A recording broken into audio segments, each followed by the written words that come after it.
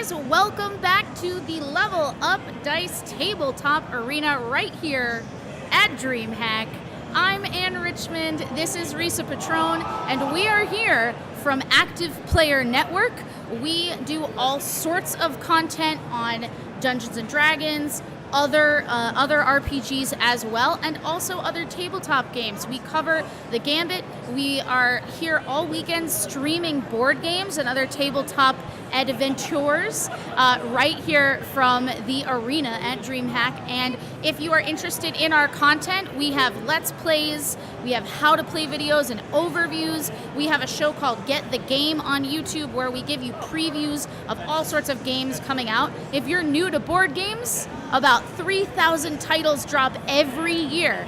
It's a crazy, wacky world out there, and Active Player Network is a great place to keep up with all sorts of new developments.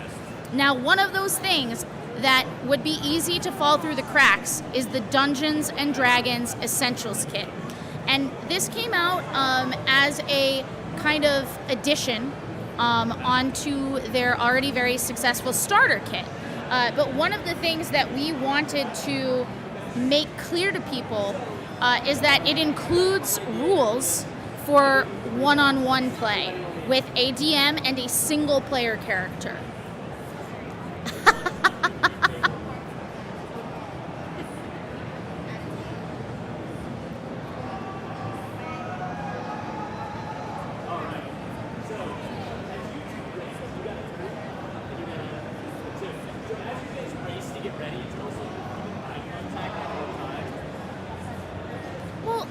A lot of times when you get that starter kit and you're so excited to go, then you're like, well, now I have to gather 5 people to even start playing, and then there's all sorts of rules and it can be really overwhelming, and the starter kit does give you like some easy ways to get started in that way, and the Essentials Kit just gives you even more tools.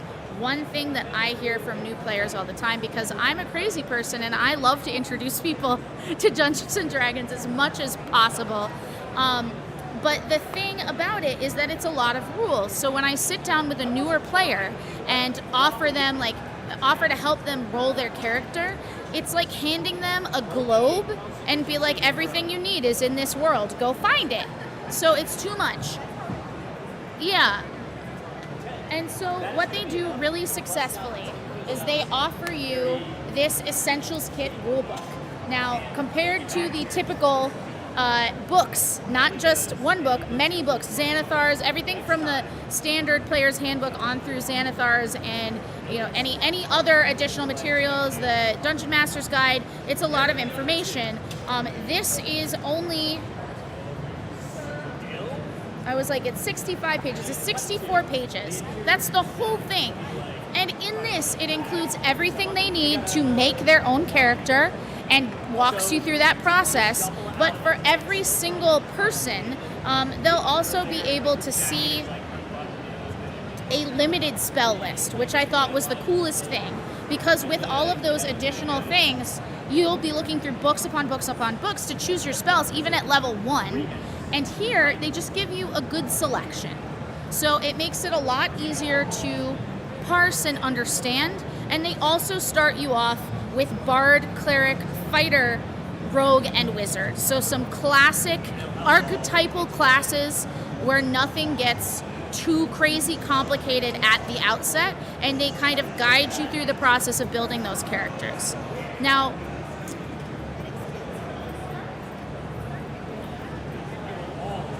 right. And Bards are best. So tell us a little bit about the player that you are, as the player character, what are you playing today?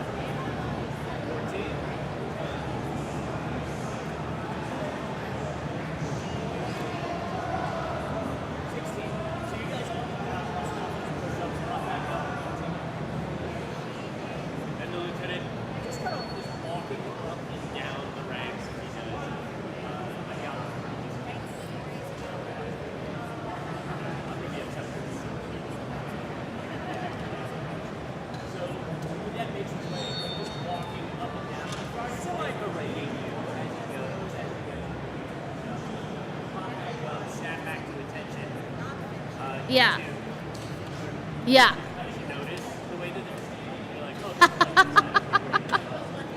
Yeah.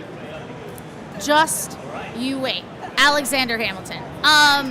So what's wrong with me? I love musicals. So excellent. So one of the things that I have here to guide me is I have the Dragon of Icespire Peak.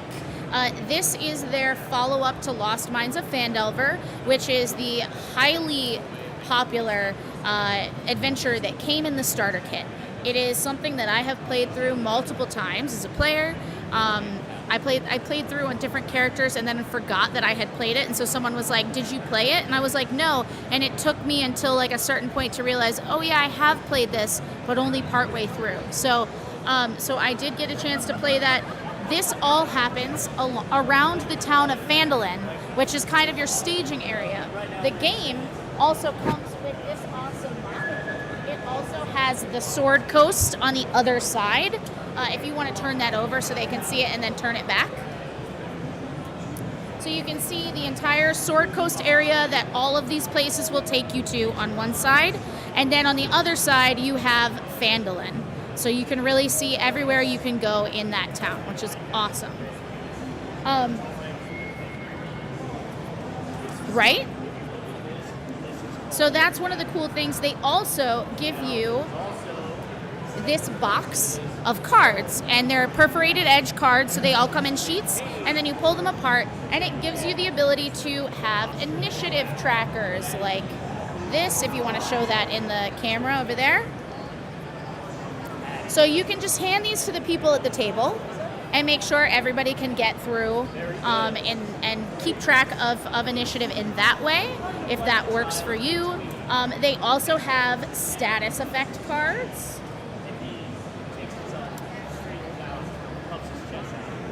Here, go ahead and show those over there. Just take a couple. And so on one side it has the effect name, and then on the other it has information on what it means and how it operates.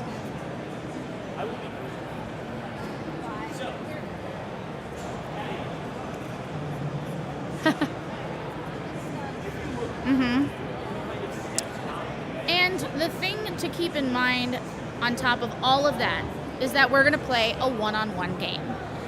The Essentials kit, again, has these rules that are unique to one-on-one games, and they include a, what do they call them again? Sorry. A sidekick. They include a sidekick. I was like, assistant? And I was like, no.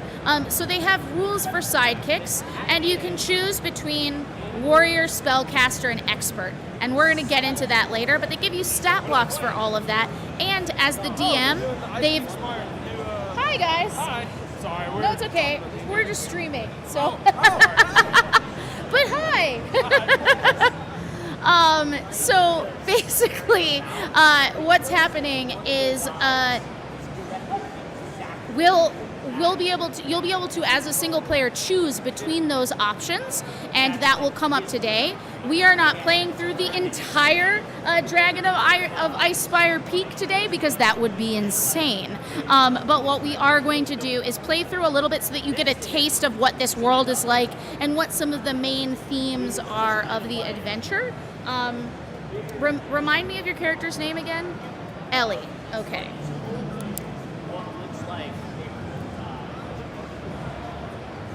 Angele. All right. Wow, spoilers. All right. So, what I was gonna say. Sorry, I lost track when we had some friends stop by. What I love about this as the DM is I love single player encounters that can occur, but I'm always scared of like making them unwinnable. And so the nice thing about this is you're like, how could I take an adventure for like 4 to 5 people and balance it for 1? But for every single thing in here that you'll have an encounter for, it'll say 1 of this type of enemy plus 2 per how many players you have. So you can just expand the difficulty as you go. It doesn't mean that it won't be hard, but between you and your sidekick, you should be able to enjoy the adventure. Awesome. So let's get started, shall we? So, Ellie, good friend Ellie, you find yourself waking up in the morning in an inn. Very nice waking up acting. All right, scale it back. No, I'm kidding. IJKs. Never scale it back.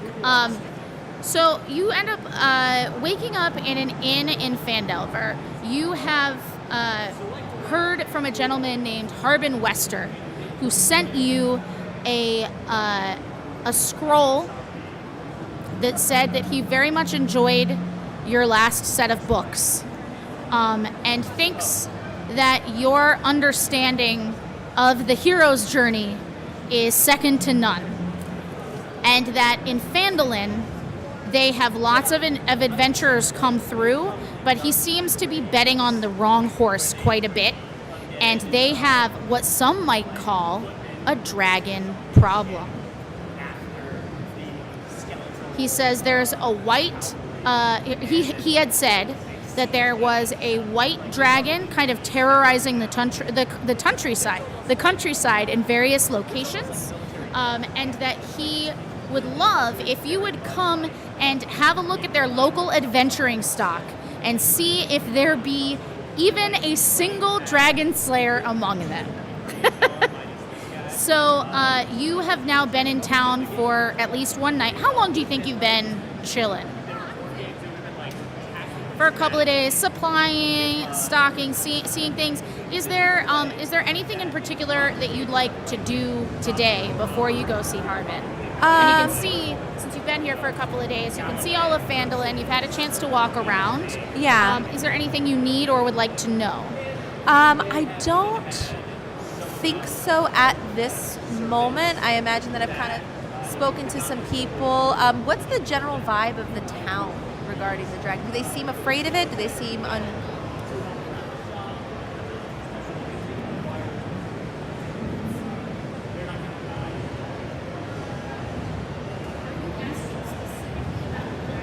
Yeah. So, I guess I want to ask about the dragon, and I want to ask about just the adventurers who come through here. I want the town folk opinion of them. yeah. So, if you ask, where are you going to do? Do you want to go to a tavern? Do you want to Yeah, go? I think a tavern is all good adventurers start. Go ahead and roll for me an investigation check. Okay. Well, depending on how would you like to find places and people to go? Do you want to ask people? Do you want to look yourself? What do you want to do? I think I would like to just go and talk to people and ask them. I don't feel uncomfortable So, walking right up to somebody and say, tell me about your dragon problem. Tell me about your dragon. How can I get you out of a fresh dragon problem today?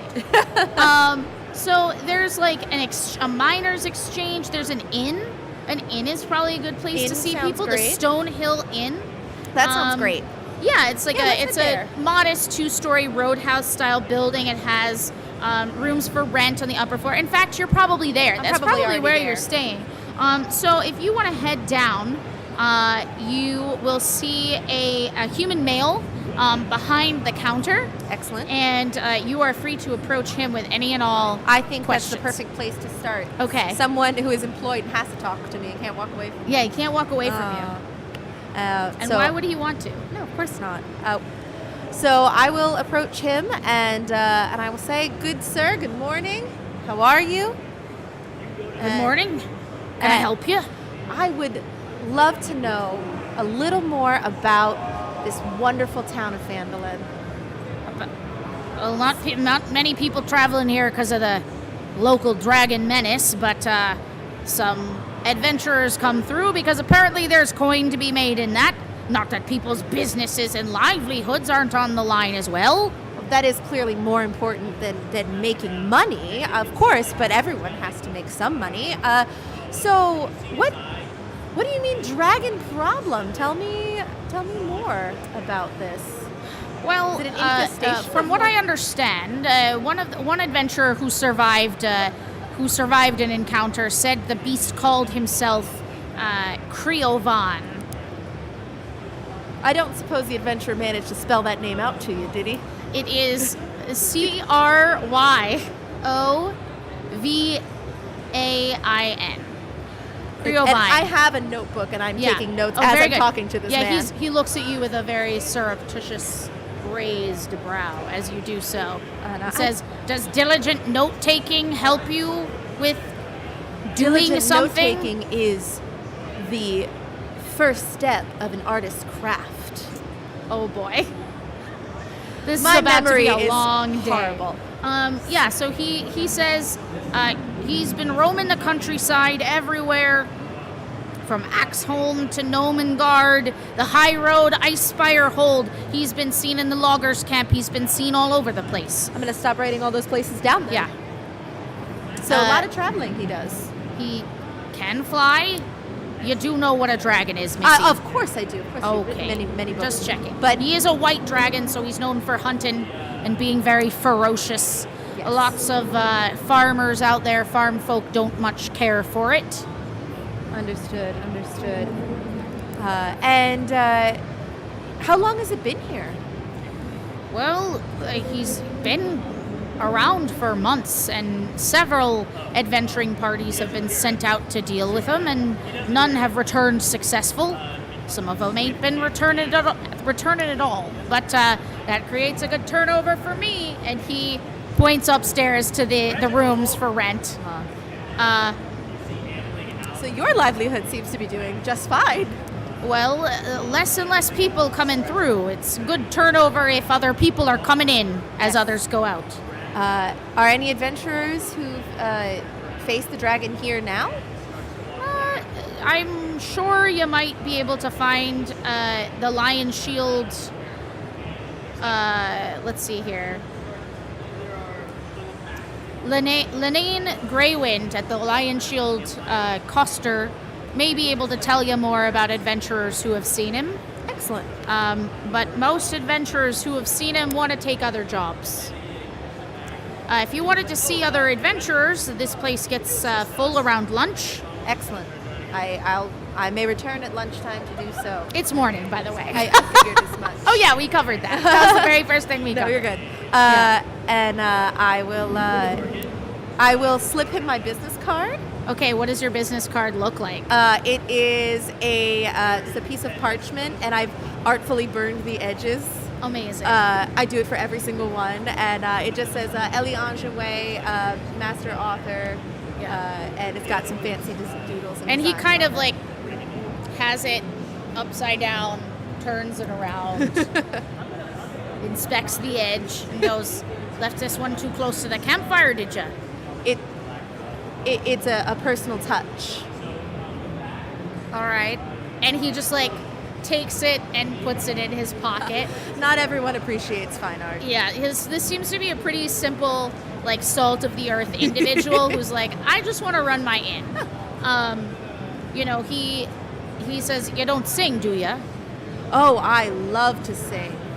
Well, if you're here round about lunch, maybe you could drum up some interest. People drink more when there's music. Ooh, that sounds excellent. Excellent. I will sing. Do you want to hear me sing now? Would you like to sing now? She's I'm gonna happy to audition you. I'm a little like ditty. If that's what you want to do, Risa, the time is now. No, we have to go kill a dragon. We do not have time at the moment for karaoke. We must. There's always time for karaoke. There's literally always time. Okay, No, cool. we'll move on. Okay. So onward you go. Yes. And you are headed where now? I think I'll go talk to Lenine Harbin? Greywing. Oh, to Lenane. Yeah. What was the other option? Harbin. You know you have to talk to Harbin at some point. Okay. Because you haven't talked to him Oh, yet. then I'll go to him first. Why not? Yeah, sorry. That's one thing you have to be clear as a DM is the quest. So Harbin had invited you there not just to like figure it out, but to like come see him. Okay. And so you can do that, or you can go try and find adventurers. I mean, I'll head down there as I'm walking down because I have a bit of a way. I love this map. It's fantastic. So I have a bit of a ways to his house. I just want to kind of listen into the general chatter of the town and see if just what the general mood is.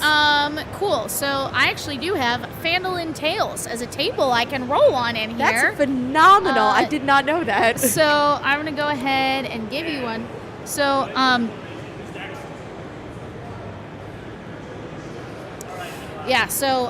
you hear one of them, one woman kind of like clutching her child to her chest as she talks to a guard and says, "Oh, the dragon won't come here though, surely. I mean, he flew overhead, he saw the gleaming white scales, and honestly, the pearlescent sheen is very beautiful, but also terrifying. I mean, from here, he just looked like, a chicken flying. Do chickens fly? Maybe a dove. Maybe a dove would be more apt, but And I'm going to write that note, chicken, dove, question mark. Excellent. But it had to be huge. I mean, and he goes, "Yeah, I've seen him. I've seen him up there, that Creovan. He seems, judging by,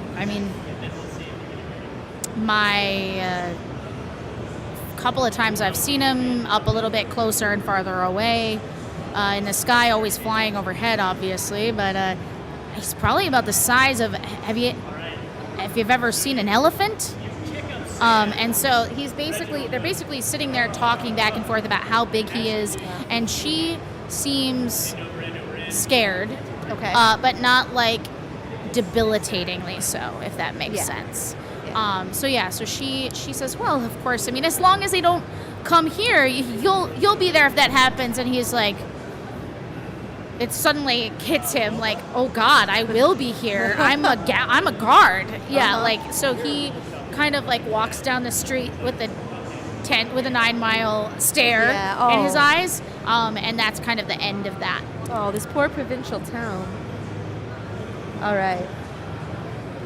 I will continue on to Harbin's. Okay, so you are headed to the Town Master's Hall. Okay. This building has sturdy stone walls. It has like a sloping, pitched wooden roof that like really bends in. Nice. And it's got a lot of character. And there's actually a large bell tower that sits on the top and the back. There's a job board next to the front, which features a couple of notices. And if you look at them, they're all written in common and in the same hand. They're all in the same hand. Yeah. Okay.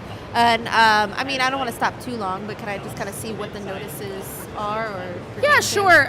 There's a bunch on there. There's one called Dwarven Excavation, one marked Nomengard, Umbrage Hill, Butterskull Ranch is the name of one of them, Loggers Camp, Mountain's Toe.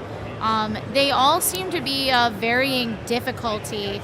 A couple of them mention, like the Butterskull Ranch one mentions northern orcs coming down from the wood and attacking. Oh. So that's something you know.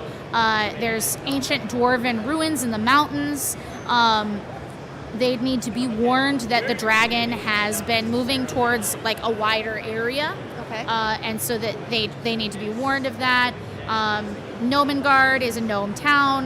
They have magical inventions. And Linane of the Lion Shield Coster, which is the adventuring gear place, would be interested in anything they could make and bring, an adventurer could get from them and bring back. There's a local midwife up on Umbrage Hill who is named Adabra Gwyn, and she makes potions, and she hasn't been into town with anything, so someone needs to go pick up potions either to buy. If you want them, you can have them, or bring them back into town and they'll be happy to pay you for them and give you other stuff. So that's kind of what is out there as far as just what you see on the board initially. Okay. So different quests for adventurers to kind of pick up. And Yeah. fantastic. All right. Do they have like the little things at the bottom where you like pull one? Yeah, exactly. Have any been pulled? Can I see? Yeah, the Dwarven Excavation appears to be taken care of. People have, like, you saw Butterskull Ranch. Mm-hmm. People took them Sounds back. delicious. Yeah, I know, right? I'm like, Butterskull? What is that? Can I have some? Is it a thing? So Butterskull Ranch, a couple people have apparently gone over there. You see one pulled off and then a pin stuck back in the board where they're like, maybe I don't want to fight a bunch of angry orcs from the woods. So that kind of thing. Right. And if you want to go inside, you don't see Harbin outside, but you can check out inside. I'll go ahead and inside. Cool. And take a peek.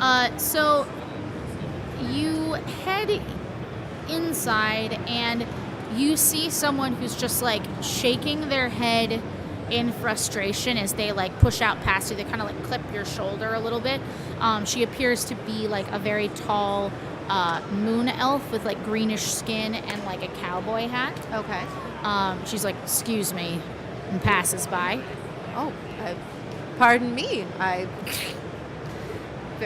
gonna do like a little. I'm just like, oh, pardon me, in that kind of way. Where Yeah, like ask. I wasn't in your way. Like, yeah, whatever. It's fine. So she heads out and has this like very, like broad countenance, like tall, wide shoulders for an elf. Like you note what a thick girl she is what I'll say about it. And she's got like definitely like a wide stance. Okay. And doesn't seem to be like it's weird for an elf because elves are so like they're lithe, they're long. But she's just she has a presence. I wouldn't call it a charismatic one. Yeah, she's fascinating though. I'm gonna just she's try to get a quick sketch of her. Yeah, sure. Inside, you see an office door. You see, if you want to roll perception once you're inside. Nat 20, first roll of you the game. See everything. I can see through the walls. And actually, the cool thing is you guys can see Risa's rolls as well. Right here. We are using a set lying. of anodized aluminium from Level Up Dice that they have let us borrow for the game, which is These very are nice. excellent dice. And they're very legible in the camera, so that's why we thought they would be a good option. There are dice that do come with this set. So it comes with, I'm just smacking my mic here. It comes with a set of dice. So if you don't have dice, the Essentials Kit will provide you with those. Yeah, they got you taken care of. So you see and know all. You step inside. You get almost bowled over by this woman. And he goes, "Don't come back until you're done," you hear coming through the door. Okay. But the door is completely closed. It's just like this large oak door with like filigree atop on the top and a little pineapple carved into the top of the door. That's excellent. Yeah. I want to inspect the pineapple. I'm kidding. I was like, D&D, you guys, inspecting pineapples since. Can I lick it? No. Is it shaped like this? It sure Perhaps? is. It is. It's shaped like the APN logo because that's because I'm the DM and I say so. I say so. Excellent. Yeah. All right. So it's like a second door. That's like a little like foyer that we bumped into each other, and then the second door is closed. Yeah. The second door is closed, and he basically says, you hear the tail end of like him just ranting at this woman probably. Yeah. With your nat 20, I know it wasn't insight, but like I'll just give it to you. It's very clear that he's like, listen, I don't have time to deal with that. And she's already just gone. Okay. And so you hear that. Interesting. All right. I guess I'm going to head through the closed door. Door is locked. What? That is upsetting. I'm going to knock. Okay. I said don't come back till it's done. I'm going to knock harder. Is that you, Inverna? No. It's me, Ellie Ingenway, master author extraordinaire. How dare you? Exactly. Oh, D&D is great. Okay, so he goes, "Oh, Ellie, great. Well, so glad you're here. Any good local stock for that business I sent you?" Well, I'll be honest with you. Have I like looked around in the couple of days that I've been there? Do I? Yeah, I mean you've seen people, but you haven't like conducted interviews yet. Yeah. I mean. You haven't posted an audition. Yeah. Well, I noticed. Here's what I have to say. This is Harbin, yes, that I'm speaking to. Yes. Okay. You can assume that. Okay. I have to be honest with you, Harbin. I haven't conducted auditions. But auditions? Well, I suppose you would call them interviews. Sure. But I've only gotten a basic feel of the town. I can't disagree that it seems that people are genuinely afraid. Your guards are afraid, so I'm not sure. I have Not sure what I've gotten myself into. Yeah, I think that's really what I'm not really sure what I can do about it, but I could sure write about it. Well, I didn't hire you to write. I hired you to analyze and make a hero. Oh, all right. We're going to make a hero. Oh, I love it. The hero's journey from the start to finish, and it begins right here in the town master's I'm asking you to hall. write someone in the flesh into a heroic mold that you have crafted. Now, I have a couple of things. Sure, you saw the quest outside. I did, yes. I have a couple of others that I think will help you test if this person That would be perfect. is good for it. You don't really want to just throw someone at a dragon. That's really like your 11th hour moment. So we really do need a couple. The call needs to come. That's the next step. Exactly. The hero's call. The hero's call. Yes. So, and we can have the first I read your couple- first book. It was very good. The hero's call. You read my book? That's wonderful. I did. Excellent. And he's like, would you sign my copy? Absolutely. You see under the door just the front of the book pop out, and the page starts to like rip, and he's like, God, sassafras. Perhaps you words could- I can't say on the stream. Yeah. You know, if you opened the door, No. this would be a lot. Is there a reason? If I open the door for you, I have to open the door for everybody. I mean, there's no one else. Is there anyone else here before I go and save You look around, and you have seen like a couple people like walking by, like different. They're clearly like different offices here as well. And he says, the second I open the door, that's when it happens. Well, with Especially with a bard. with a lead-in like that, Yeah. I must know what happens when you open the door. People try to charm you. They try to get more money out of you. If I don't have to look into your face, into your stupid, dumb bard face. You've never then seen they my can't- face. You don't know how dumb it is. Oh. Actually, no, I can't do it. And then he you hear it, you're like, you're right, I haven't. I guess I could look. No, I can't look. And then he like not a he Medusa. like wiggles the book under the door. He's like, did you sign it yet? I will go ahead and sign his book. Okay. Great. He pulls it through. It smudges a little bit. I'm very But you upset don't about hear any upsetness on the other side. He's like, great. That's the cost of doing business. So that was me shutting the book. I love by the it, way. yes. Just clapping for myself. So he responds by pushing out 2 quests. All right. And they go a little something like. So I've already taken out these little cards. These are what come in here. That's so cool. Right? So here are the 2 quests, and I'll start by telling you about Axholm. All right. And I'll hold it here so that they can read along. Within a mountain about 15 miles south of Phandalin, there is an ancient dwarven fortress of Axholm. And you heard them mention that before as like one of the places the people in town are aware of, right? And have seen the dragon at before. Yeah. But it doesn't mean, I don't want you to think that just because people have said we've seen the dragon there means it lives there, Okay. right? It's You heard them it's mention very a lot mobile. of places. Yeah. Exactly. It's been sealed for years. All If right. a dragon attack is imminent, the people of Phandalin might need to evacuate and take refuge there. To that end, someone needs to go out there, open up the fortress, and make sure that it's safe for habitation. Oh. All right. So once you accomplish that task and come back, you can collect 250 gold pieces. that is a lot of money. The other option he has for you is, he says, the other one there, you'd have to go to the Dragon Barrow. And he says, every hero needs a sword. I learned that from you. They've all got So touched. an important sword. And he says, the have dragon to that give it a good besets name. us is not the first to threaten this region. In fact, between here and Neverwinter, because Phandalin is very close to Neverwinter, lies the Barrow Mound of a warrior whose magical dragon-slaying sword helped fell a green dragon terrorizing the high road a century ago. Rumor has it that the dragon slayer's sword is buried in there with them. Oh, that is wonderful. Retrieve it and let the sword be its own reward. So I get to keep the sword.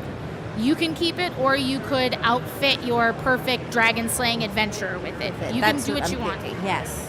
Are you? Well, you don't know what kind of sword it is until Right. you see it, so we won't know whether you can use it until then. Indeed. I mean, it's a magical dragon slaying sword, so it sounds excellent. Here is where I am at, Harbin. Tell me, but through the closed door. This is absolutely ridiculous, and I'm like leaning on the door. Yeah. This is very like Anna Elsa. Yeah. Build a snowman. Do you want to fill my quest log? Come on, let's go and slay. Oh my God, I'm so good. It's like we do this for a living. It's so my thought process on this, Harbin, is that the Axelholm quest would be excellent for the town of Phandalin itself, and they would be incredibly grateful to have this. And a hero who could accomplish this is a hero who is willing to do what is right for the people, and that is a very noble hero. Right. The hero who completes the Dragon Barrow quest is a hero who has a magic sword. Who has a magic sword and is ready to make a sacrifice and slay the dragon and be strong. Right. And I like that. I like that. You're painting a picture. I like it. Yeah, that is my job. Who is this voice? This is such a weird voice. I'm loving it. I love it. I think that if we are going to test the mettle of these heroes to slay a dragon, they're going to need the dragon slaying sword. Okay. So you're going to attempt that one first, and then perhaps once you have equipped them. Yes. Oh, so you can take them both. Yes. I'd like to. And depending on how much time you have, right, you can maybe do them. And I feel as if we'll only have time to accomplish one, and I really want to get this sword. Let me just. I was unsure of how much time. Am I going to be taking a potential hero with me? Yes. Excellent. Then I want to go get this sword. You want to go get the sword? Let's get the sword. Perfect. That's great. If we had time to do both quests, I would do the other one first. But they're both really fun, and I'm not chose trying them. to metagame. No, you're not. But the thing, okay, so if I can show you behind the DM screen a little bit, please, because I won't that's the show point you too of this. much. But the cool thing is, all of these are set up so that normally in the adventure, you would come in and you could choose one of the first 3. Okay. And once you'd completed 2, it would say, great, now offer them the follow-up quests. Okay. After you've completed enough of those, you can make this quest and the Axelholm the Axelholm quest available to them. Okay. And so what I've done is, because you are actually a more seasoned player, I tailored the experience to you and decided to start you at level 5. All right. Because I know that you, as a more experienced player, will have a more fun time doing those quests.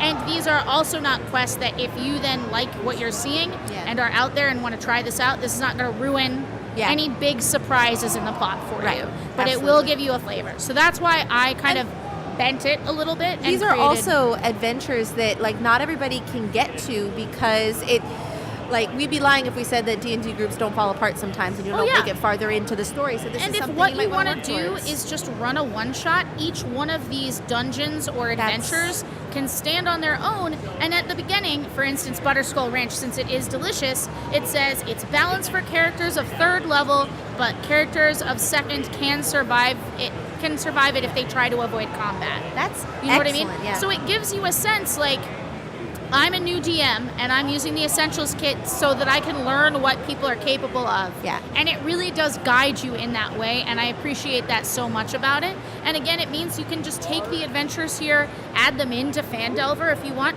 Harbin, all of these people, it was great because this is very silly, but hopefully this will make sense to those of you who played Phandelver. Reading through this made me feel like I was coming home, because a lot of these characters are characters that my character interacted with in Lost Mines of Phandelver, and they're here again. Yep. And you have a little bit of additional information about them, but it's the same town and the same people, just plus new dragon who dis. That's what a time to be alive. Yeah. No, this is fantastic. Okay. I love it. So you have chosen poorly. You have chosen this quest. We're gonna do the Dragon Barrow. The dragon quest. down. Okay. And he goes, well, good luck. You're gonna need it, kid. We say break a leg. It's actually bad luck to say good luck. On opening night? Indeed. Well, most of the time, but especially opening. Why would I tell you to break a leg? That would just mean that you couldn't move as fast. Don't think about it too hard. I think about everything too hard. That does not surprise me. Will All you right. please open this door? No. If I come back with the sword, will you open the door so I can show you the sword? I will consider opening the door, but I will not commit either way at this time. I would really like it if you did. I understand that, but it literally says in here that he won't. It's like, Anne Richmond wants to bend the rules for her friend Risa, who wants to deal with this guy. But I also Pay no from attention my to the memory man as a behind the player curtain. of Harbin, Yeah. my character hated Harbin. Really? And so when I was like, I have to be Harbin, gross. Like, but that's how great Phandelver is as a setting. Like, they just make all of the characters really stand out, which means as a new DM, it's easy to inhabit them. Yeah. Because it's nothing too crazy or too complicated, but it is pretty rich as a town. Yeah, Anyways, giving the so- NPCs strong moments like he's never going to open that door. That's great, easy super stuff to helpful. work with. Yeah. Okay, so, and that's one of the reasons, the writing at Wizards of the Coast for Dungeons & Dragons just, really captures my imagination. That and the dragons and the dungeons. So, you are now off to find, maybe perhaps to lunch to find a hero? That sounds perfect. Great. Yes. So I'll head back to the Stonehill Inn. Yes. So, you see the gentleman, Toblin Stonehill, who you spoke to earlier. You see seated in there are a lot of different adventurers, but standing out to you, since you know what your strengths are, and I've already, as the DM, spoken to Risa about the type of companion or sidekick she wants to have, I have gone through and found these awesome warrior sidekicks. Excellent. Now, Yeah. if you want to show those in the camera, I would love to. you're more than welcome to do so. Which Just order? show the pictures. Okay, perfect. So we have it's fine. This is good. Ruby, and she looks so cool. So, Oh, this is the classic child hero. Mhm. I love it. Well, he's a halfling. He's not a kid. Oh, well, he's far away. He's low to the ground. How tall are you? I would say I'm probably about 5'5". Can you Nice describe and yourself? I need a description. Yeah, What are we looking absolutely. at here? So- Tell me everything. Everything. Well, I have exactly 34 freckles on my face. No, we're not going to get that That's deep into specific. it. She's I got appreciate that. about you. 5'5", long brown hair that she kind of keeps pulled in a braid, which she has a lot of quills sticking out of, so she can grab and write at any point. Nice. She does have a freckled face, and she's wearing. I got this cute little mini, so I'm gonna say she's wearing a nice long red coat, like a long coat, and she has a rapier and a dagger, and then a crossbow on her back. And she also the crossbow, and then there's a hammer dulcimer on the other side. Oh my goodness. And for those of you who don't know what a hammer dulcimer is, I recommend that you Google it. It is it's like a travel version of it, so it's like a You have a little xylophone, hammer, yeah. but with just strings, and you have these tiny little hammers that you play. And it's on. probably yours because you carry it with you. Probably has a little pad on it so you can balance it on your front. Absolutely. And have straps coming off Yep, of it. that's exactly it. Sometimes there's also little ripped pieces of paper, because sometimes I'll pull it out to write on it and stuff will get ripped off. Love. So, yeah. That's a lot. Okay, cool. So, sitting in one corner, you see this small halfling. I want to say boy, but he's a man grown, I suppose. So, Quinn is. You don't need to know his name, but now you do because I couldn't help myself. Sorry, That's I'll how- pretend. that's how I'll I'm doing- pretend you never I don't knew. know. Yeah, Risa so this knows, this but Ellie kid does has not. just a mop of brown curls and this striped cowl around his neck, and he is playing a game with a group of people where he's flicking a coin into cups. Mm-hmm. And you see a couple of people kind of trying to muscle him out of the way, and you're shocked at, I don't know, roll perception. All right, it was another nat 20. Yeah, and I don't see think that. that seems fair. It is what it is. How? So now I can tell you everything I wanted to tell you about these Fantastic. people. Tell me. I need to buy these dice. Yeah, this was all a ploy This to is get all me a to buy ploy. these dice. So, wow. That's 2 for 2.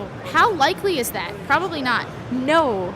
You know who would know Someone is would know. Emily. Emily would know the Yeah, answer to how that. likely it is. Yeah. So in any case, so Quinn is they're like trying to shove him out of the way, and you're shocked because there's a thing in you that wants to because he's small. Even though this is a world where like halflings and gnomes and small folk exist, like someone just like pushing The injustice someone of it all. that size, Yeah, it's not nice. size is just like wow. Like why would you do Don't be that? It's rude. just a game. And this like half orc like shoves him back, and he doesn't move an inch. So he's like low to the ground, his knees are bent, and he's like, "You want to try that again, half pint?" And he's like, so they start arguing. They're not like having a bar fight, but like everyone seems to like step back and give him a little space. So it's clear that he inspires, once given the chance, inspires a little bit of respect despite his size. And suddenly you're like, oh, that could be a dragon slayer. Seeing be. like someone small like that take on David and the great Goliath. threat. That's not a Exactly. thing in Faerun, It's not, but I'm sure maybe there is something David similar. and a Goliath one Yes. spot. This I guy love named it. David. Yeah, he fought a He was Goliath. very young and very small. He's a gnome. Yeah. And there was a Goliath. And over in the corner, you see chewing on like a piece of straw with the hat down over her eyes. You see that same Yeah. moon elf you saw earlier that bumped into you, drinking and just like paying attention to the whole room, but no one is sitting with her. Oh, the loner archetype. Yeah. I like Yeah, that. yeah, All yeah. right. She's the mysterious one. And then over in another corner, you see this like really adorable dwarven woman with dark skin, like very dark skin, and just like this beautiful set of like braided and flowering. Well, her hair isn't flowering; it has flowers in it. But, Okay. like, flowers and ribbons wrapped into the braids, but you can't help but notice that this dwarf has like a giant shield on the ground next to her, and she just looks like a social butterfly. She is surrounded by people, and they're like, "Tell it again, Ruby, tell it again," and she's like, "Oh, I simply couldn't tell it again. It's just not worth it. It's funnier the first time when you hear the punchline, you know." And you notice that she like says this and she's laughing, and then she just picks up an ale and just downs the entire thing and then sets it back on the table, and she goes, now you tell a joke. So like she's adorable, people love her. What a time to be alive is the kind of sense you get of these people. This is very difficult to decide. Who do you think deserves to be the Dragon Slayer? Oh, this is very difficult because there are 3 very good stories to be Right? written here. I know. There are 3 very I good worked really hard on it. I have not written the story yet. It's my story. I'm trying to think. So, Ellie's thought process with this is who is going to inspire me to write this next book. Right. And I have 3 very interesting main characters here. We can go that mysterious, powerful, very sellable main character. We could go with the halfling who's got the grit and the drive and that is not afraid of something bigger than Yeah. him, which a dragon will be. And I'm sure you're thinking about like which one of these is actually going to make your next book, because that's Yes. where you're going to make bank. That's what I'm thinking. Yeah. I really don't. Like the 250 gold. Oh well, I guess the sword is like The sword is nice. Yes, but I will. You're going to more- make your yeah. lasting money off of Yes, selling on this this book book. and publishing it. Yes, and who is going to be the lead Yeah. of this book? And then Ruby is. You can she's talk the- to them too. you know what? I want to go talk to them. Yeah. And I want to start. Let's start with Ruby since she Okay. seems the most approachable. She said. So you approach. Yes. What's your approach? I would like to. Because right now she's like Regina George except nice and just surrounded by people. Okay. Oh, I really want to come in with a joke, but Risa can't think of one right I now. know, and I'm really hoping you don't ask me to tell one. No, that's fine. That's fine. But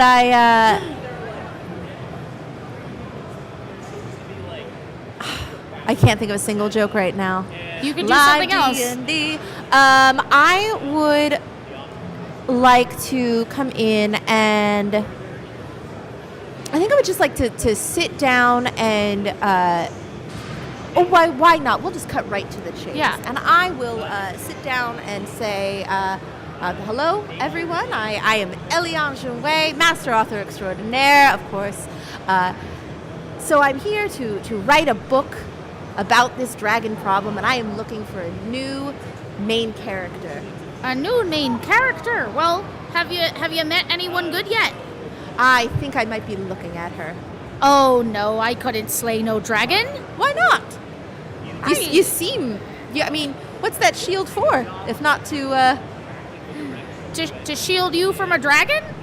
Well, I have no intention of fighting. Well, maybe I have a little intention of fighting a dragon. Just a little bit Just of a little fighting a bit. dragon? Yes. Oh, Just a I little get dragon it. fight. I get where you're coming from. Yes. My Dwarven dialect is all over the place. Where is this woman from?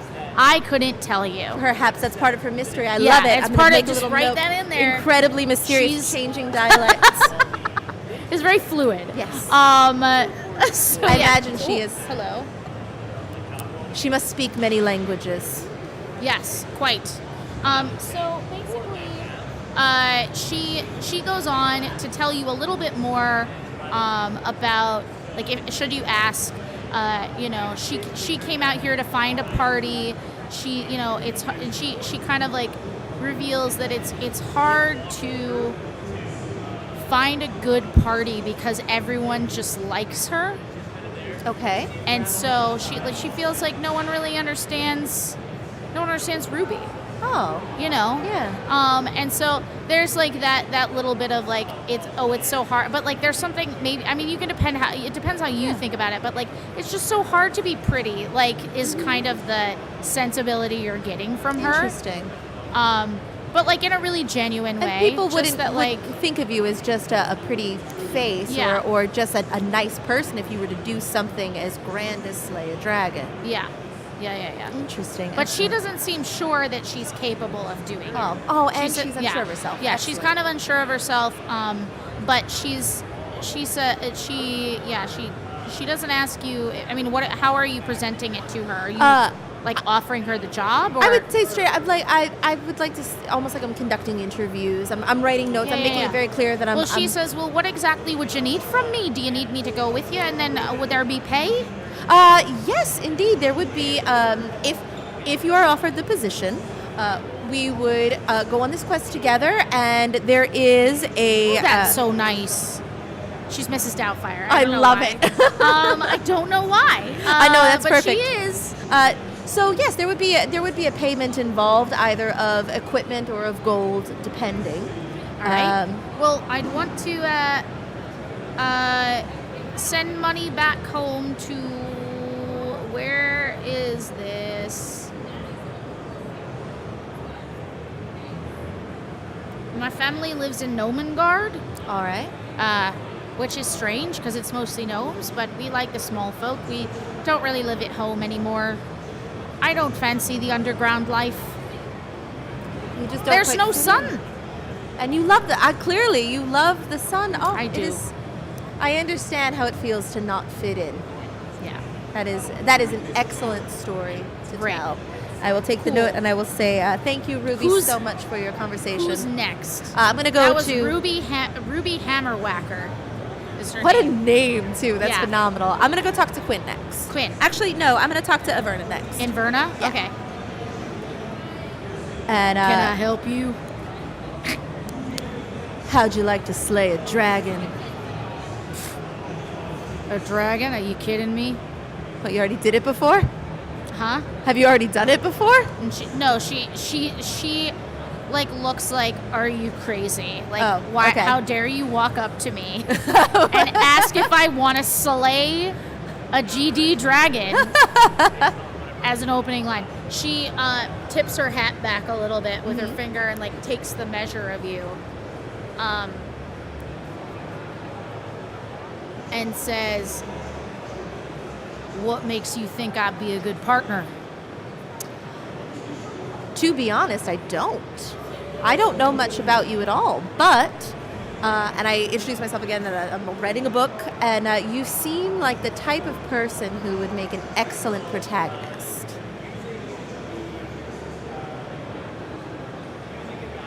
She like thanks for a second and then looks down. She's got like a sword across her, the back of her like chair where she's hung it, and kind of grips the pommel in her hand, and then lets it hang, and then says, "This is about that white dragon." Unless there is more than one dragon, yes, it's about the white dragon. I don't think I can do it. Well, not yet. But I do know of a dragon-slaying sword, and I am planning to go get it. I had friends before, and that dragon ate them. I'm One so by sorry. one, as we tried to make our trade here in the countryside. And I'm not about to go running off after no goddamn dragons. And you see, as she turns her face, she has like a scar across one side, and she has like this greenish skin that's kind of cut by the scar. Yeah. I can certainly understand your trepidation. I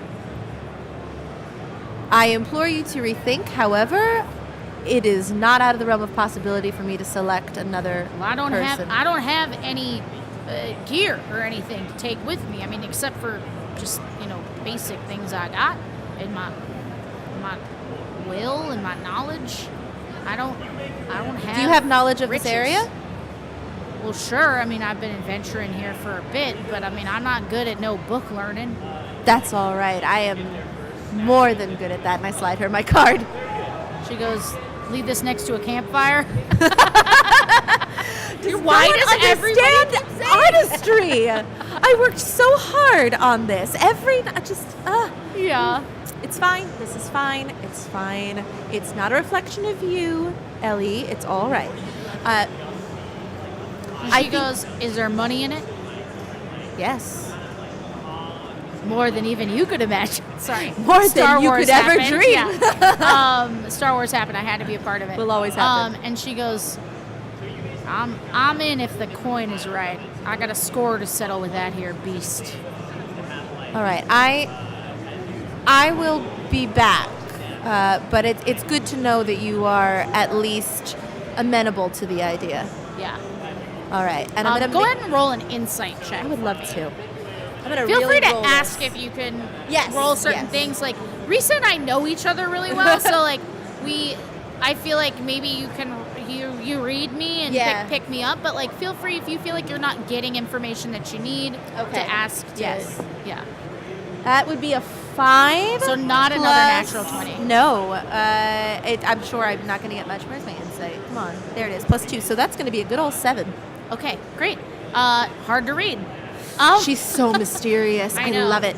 But that is a revenge quest, a revenge plot that people love it, would sell like hotcakes. Yeah. All right, let's go talk to Quinn real Cool. fast. I know this is going to be excellent no matter what. It's just the story we want I to know. tell. I'm trying to make it hard for you. You're doing an excellent job. So Excellent job. So Quinn is kind of continuing to play his game. You notice that he's managed to make this orc guy like him in the time that you've been away. Okay. Like they've clearly you look over and they're arm wrestling, but like he's like, oh, come on, 2 out of 3, and Quinn's like, ha ha, you think you're big, but you ain't. Beep, beep, beep, beep, beep. Yep. I was like, I almost said a word that I shouldn't say, but I'm on stream, so I won't.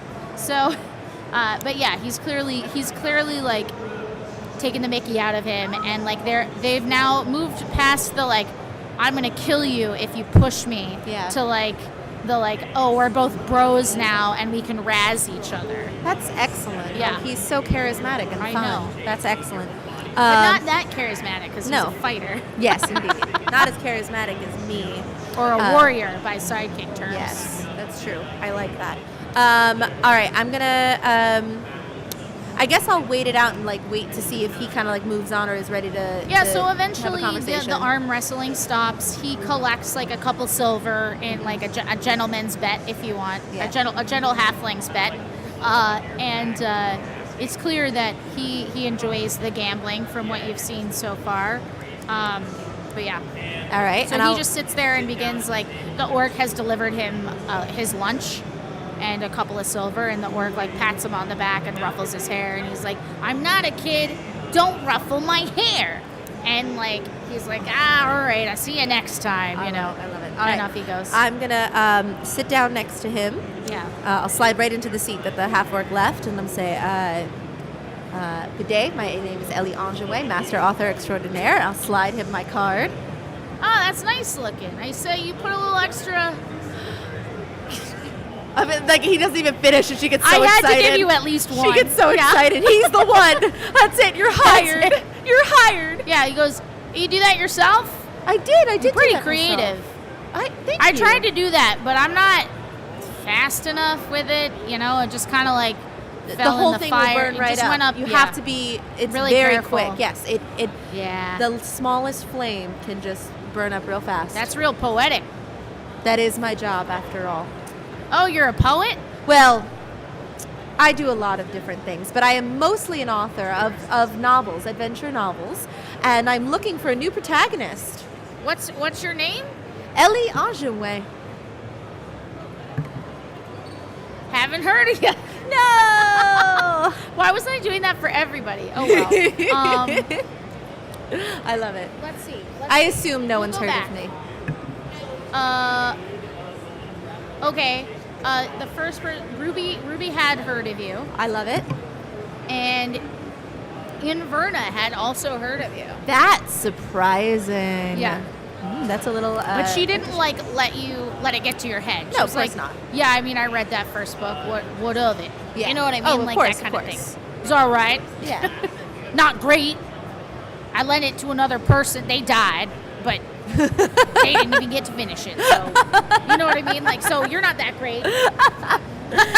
I love all of these characters. They're all so wonderful. Can I have all of them? I'm trying really Can hard. I have them all? You can't. You can have one. If you buy the Essentials kit, you can have Yeah. all of them. If you out there go into your friendly local game store and buy the Essentials kit, you can have all of them. Yes. But you can't have me to run them for you, No, sadly. you have to do it yourself. Yeah. All right.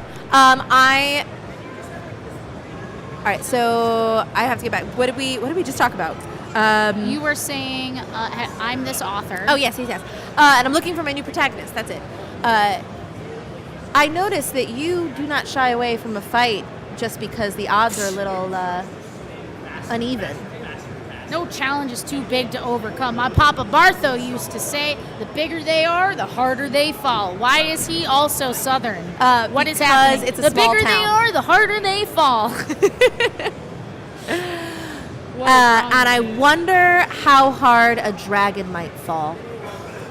You talking about Creovane? I am indeed. Oh, I would give anything to go after him, but he's so big. But not nothing I couldn't take, I guess. Of But course. I don't really have... People always treat me like I'm a kid, and I'm not a kid. I'm just a halfling. Just because I'm 3 feet tall doesn't mean I can't punch you right in a place you wouldn't want me to. I really don't want you to. Well, what if it's the dragons? I jewels? couldn't tell you if it provides the same weakness as it does on a humanoid, but I would be very interested to find out and include it in my next book. That being said, I Could think... you write me a couple inches taller if I took the job? Of course. Just Although- think 3'2" might sound a little taller than 3 foot even. I Maybe mean, 3 foot 2.5. 3'2.5". That is a bit I artistic. could wear to it. lifts. You don't need to for this. It's just we don't have movie rights yet. That's not a thing. Sorry, No. yeah. I mean, I would like to do something like that one day. And why isn't today that day? What's holding you back? Well, I was hungry, so I came in here to eat. But I guess once I'm done eating, I could do whatever I wanted. I guess that's fair. The only thing holding you back is hunger. Yeah, I mean, I don't really have family anymore, so just kind of me. What happened to your family? If you don't mind my asking, I realize that's a very personal thing to ask. Yeah, for he someone of his kind of height. like raises an eyebrow. Have I offended him? No, go ahead and roll Yeah. Persuasion. Persuasion? Yeah. All right. I'm assuming you're good at it, but... I am. I love it. Oh, thank you so much. Why? Okay, so that's a 2, so it's going to be a 10. Sorry. I rolled a 2, so it's a 10 Yeah. total. He says, that's more of like a third quest question. You know, that's entirely fair. My apologies. Why have I never said that before? That's such a good response. You're welcome. Oh, God. You said it. I don't know why. No, you're welcome. You're welcome. No, you inspired me. I led you right into as you it. so often do. Cool. So, moving it along, who's Yeah. it going to be? Will it be Ruby, Inverna, or Quinn? Oh gosh. Quinn, the hapless orphan who just wants to like have a cool life and not be so short anymore. Inverna, the silent revenge quest Yeah, who doesn't take no guff from nobody. I know. Or Ruby, who's pretty interested in most things. If and you get her to be confident enough to give things a whack, I think she'll do a nice job. True. I think I really didn't think based on those pictures that this was what I was going to Yeah. go with, but I think I'm going to go with Quinn. Quinn. Yeah. All right. I really thought I was going to pick Inverna. I really liked her revenge quest story. I'm really sad that you didn't, but it's okay. No, you know what? I'm No, no, happy no, no, to. no, no. I'm honestly happy to because They're both. I've got plans for all of them. you do. Yeah. I really still want to know what it would be like with her. I know that I'm going to have to open her up a The little cool bit. thing about the Sidekick system is it's just a dating simulator. What's it no, gonna have I take to made- get you into a fresh halfling today? Do I want? All right, no. We'll go with Quinn. We'll go with the first thought. We'll go with Here's that. Quinn. Go Okay. ahead and put Quinn. He's going to go right there. Yeah. What is his flaw again? I can't remember. His what? His flaw on the back. I can't resist punching tall folk in the groin. I call it the halfling he's, hello. He's feisty. Yes. He's a feisty boy. Cool. And in fact, let us roll to resist on the way out. What are we rolling to resist? I'm rolling. Oh. Yeah. He walks. Oh. Why am I doing this? Because it's fun. Yeah. He takes he busses his own table, hands it to. That's always important. Yeah. He goes, "Thanks for the meal, friend." He hands the waiter the. I'm making myself laugh. I I'm can't sorry. wait until I'm in on the joke. He hands the waiter the plate and then punches him in the groin. He drops the plate and it shatters. Oh, I was going to try to catch it. You can. Yeah, can I make a Go ahead and roll an acrobatics check. Acrobatics. To catch Okay. Actually, I'm pretty good at that.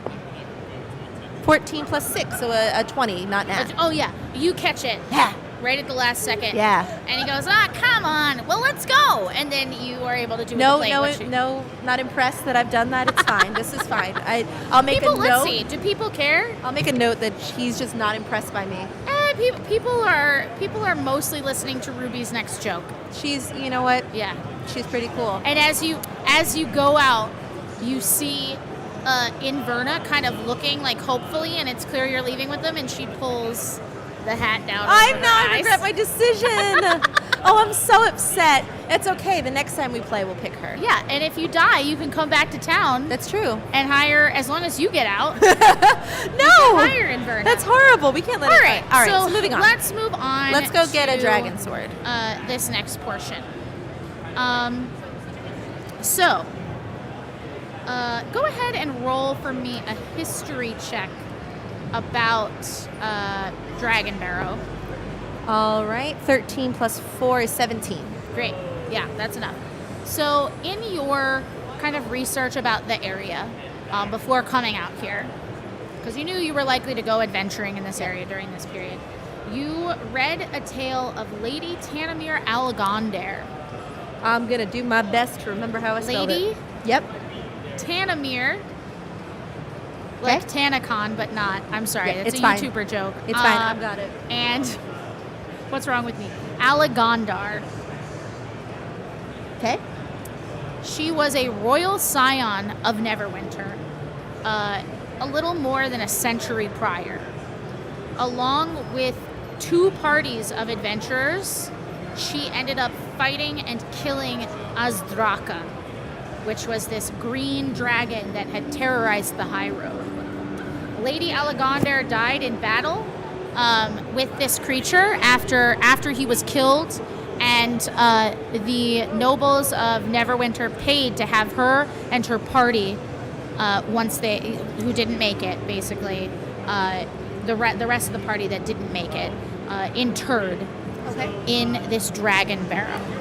So, do you know what a barrow is? So a barrow is like a grave that's like a hill. Okay. And the remains of her and her fallen compatriots and the corpse of Azdraka are rumored to be inside this barrow. Wow. Yeah. That's a big barrow. Is barrow. Must barrow. Is barrow big. Sorry. Yeah. So you know that. Go ahead and roll. Let's see. You can roll for yourself and for your sidekick if you want. Sure. For, I guess it would be. Would you call it a nature check to figure out like the roads? It's like tracking. Survival. No, survival. Yeah. Sorry, that's what I meant. All right. My survival is not great, so that's gonna be a 13 for me. And what is that? A 3? Mine's gonna be higher, so we're gonna go with 13. So a 13. So basically, after asking some people and getting a sense of it, you know that it is going to be about 40 miles to get there. So you're going to have to sleep in the woods partway through and then continue on. You're not really sure, based on your like survival check, like what kind of weather you're going to have. All right. And so as you guys head out, are you going to take horses? Sure, whatever is easiest. Okay. So I have a little we'll money say, left over. How much money do you have? I have 30 gold left. 30 gold. Okay. So you're not going to be able to afford horses. So you're going to have to hoof it. Okay. But not on a horse. You'll have to hoof it of your own accord. All right. So 40 miles, 40? Yeah. Ooh, okay, let's do it.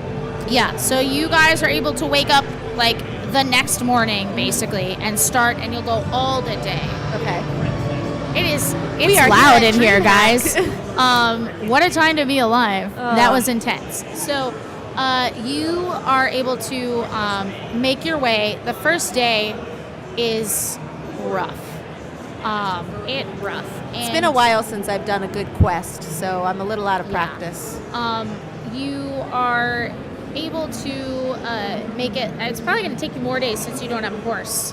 So it'll be like 3 days in the wood. Okay. So go ahead on the first day, and as you go ahead and roll a survival check or whatever you're going to do to find food. Okay. Do you have rations? I do. I have 10 days of rations. Okay, so feel free to use your rations if you want. That's fine.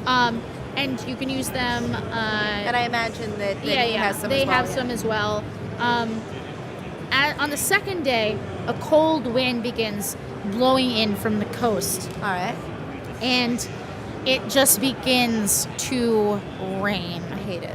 Yeah, All right. roll a constitution save. Con save. All right. That's a 15 plus 1, so 16 for me. 15 plus 1, so 16? 16. Yeah, so you're fine. And how about your friend? He has a plus. Where is his con? So what I've decided to do is let Risa be in control of the sidekick that she has, and I'm taking care of role-playing them, but that way I can kind of share the load of all the different math that has to happen. Yeah. He got a 7. Okay. So he is very cold, VV cold. We'll say...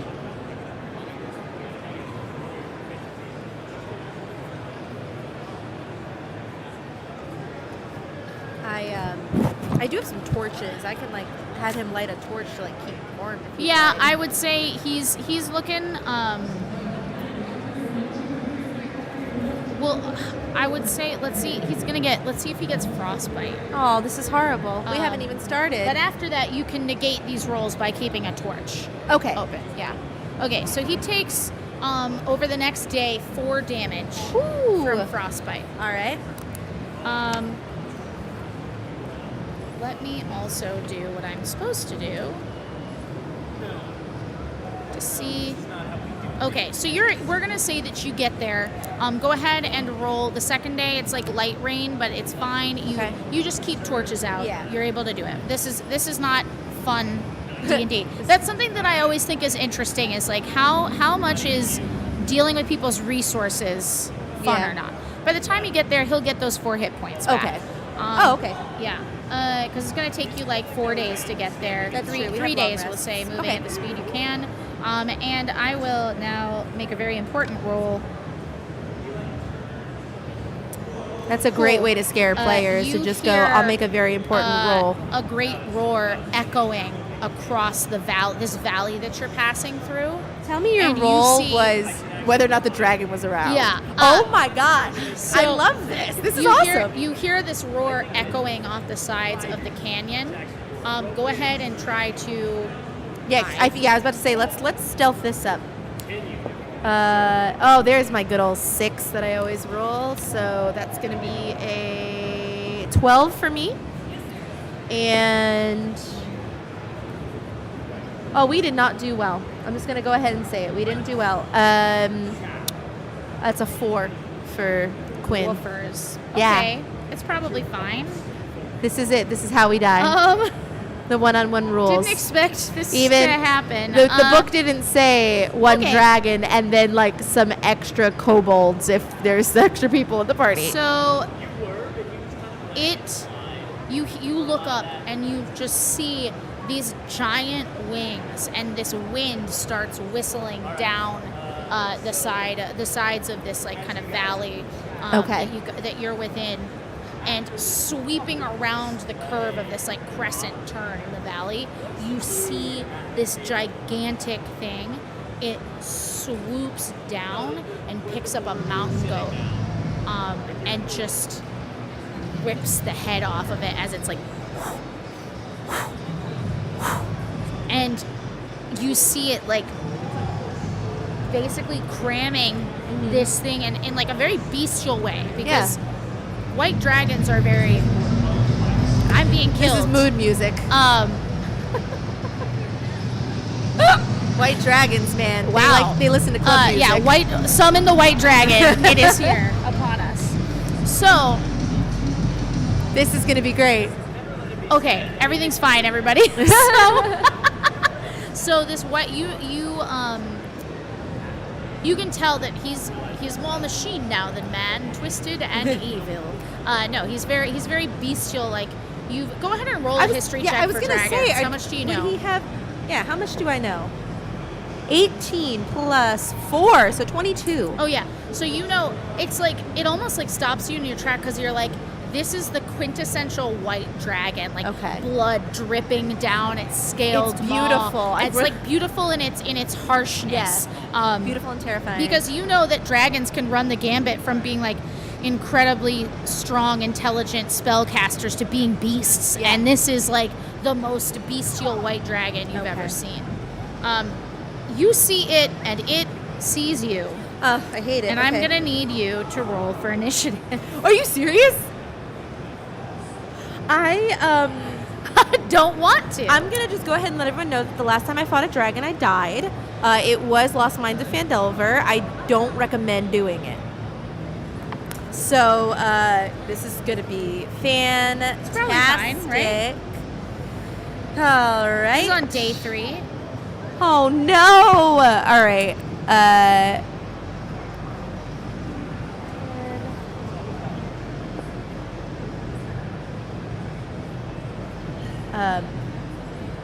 My initiative's 5 now. So 12. And mood music for the terrifying stuff here. Okay. I got a 12. I wonder what their reasoning is behind all of that. You got a 12 for I got a for 12 Ellie? for Ellie, and Quinn got a 9. Ellie, And the then dragon Quinn- got a nat 20. They didn't. They Okay. really did not. Okay. Okay. So Ellie, you are first. Oh, okay. I just got really apparently intense. I saw the head fly That's off. and fine. it's over I there. have a pencil right here. Okay, it's fine. That I found on the table. All right. Okay. All right. I'm gonna. So what would you like to do? May I? Every DM is different. May I do This like? thing is about 100. We'll say about 200 feet from you. Oh, so yeah, then that doesn't matter anyway. 200 feet. What is around me? Is there anything that we can get into that is small that like they can't get, like a cave or a any sort of something that we can shield ourselves with or hide in? Okay. Roll a perception check. Yeah. Stall was on the 18 and now it's a 2. That's gonna be an 8. An 8. 8. Yeah, it's you're feeling your heart like beat in your chest, and this feeling of appreciation is turning to sheer terror in your heart. Yeah. As you look at this thing, and all you can think of is like best case scenario, and you're like reaching for your sword. No, I shouldn't get close to it. And then you reach for your bow, and you're like, no, I shouldn't. What am I doing? Yeah. I shouldn't be fighting a dragon. No, I don't want to fight That it. wasn't what this was for. What are you going to do with your turn? I wanted to. My goal was to run and hide in something, but I don't see you anything. can run, but you don't see anything to hide behind. Okay. Like, you clearly, it sees you. Yeah. You know from what you know with your, like, over 20 roll of dragon, that dragons Yeah. are fast. It's going to take them a while to get to you. Yeah. But if it spends its entire turn flying, like, Yeah. it will get to you. I don't. It's too far away from me to do anything. To. Yeah, so you can try and, here, I'll draw it for you so Okay. that you have a sense. I really did not bring a dragon because I thought there's no way in hell. There's no way. This dragon. There's no way we're gonna. The first thing that's gonna happen is we fight a dragon and then we die. This is what happens when you play Dungeons and Dragons, though, and it's great. I would like to find a dungeon to hide in from this dragon. That's what I want. I'm trying to see if the thing is on here. Okay, great. All right. This one over here, we're going to say that That is it. It's these are like the bushes. Right? Okay. And then bushes over here.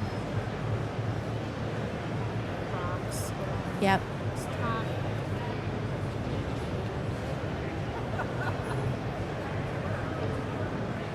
Oh. Okay.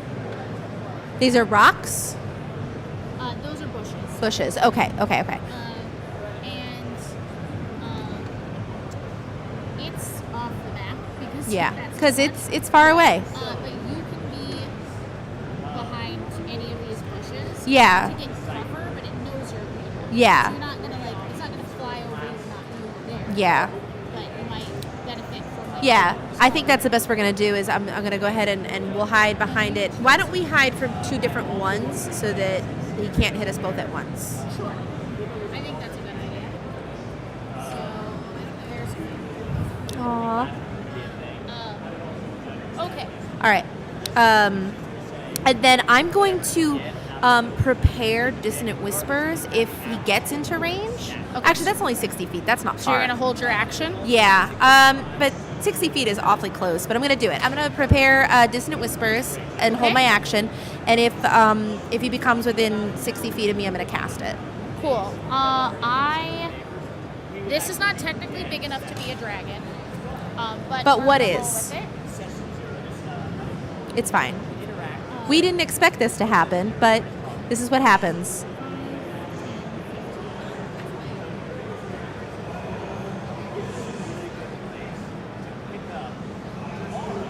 The dragon uses their turn. I'm assuming you didn't want to do anything that happened Um, on their turn. Let's have him try to hide, maybe prepare like the dodge action or something for disadvantage. So dragon is coming in. If they spend their entire turn, it's like they can't hear me. So Oh, I'm that's gonna true. go back over here.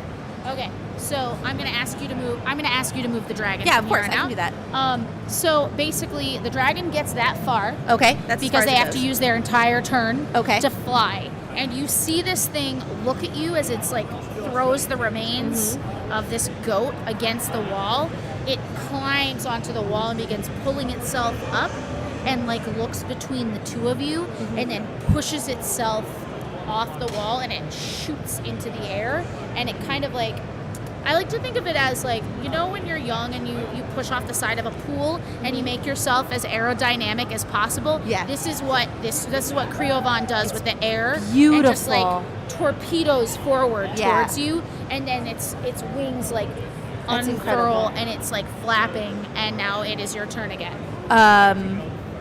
How close is it now? 5, 10, 15, 20, 25, 30, 35, 40, 45. Okay, it's close enough. So, if it had been close enough, would I have cast Dissonant Yes. Whispers? Okay.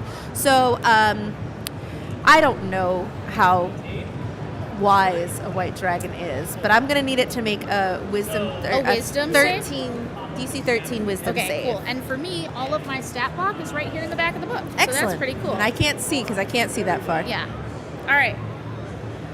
Wisdom That would be save against so great. 13. Against 13, which is not great. They failed. Really? Yeah. Oh my god.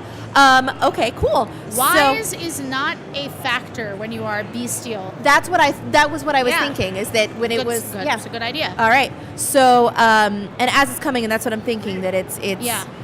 it's not a smart, it's a Yeah. beast dragon. So I'm gonna it hears me kind of say, you are not the end of my story. You are not Whoa. its beginning.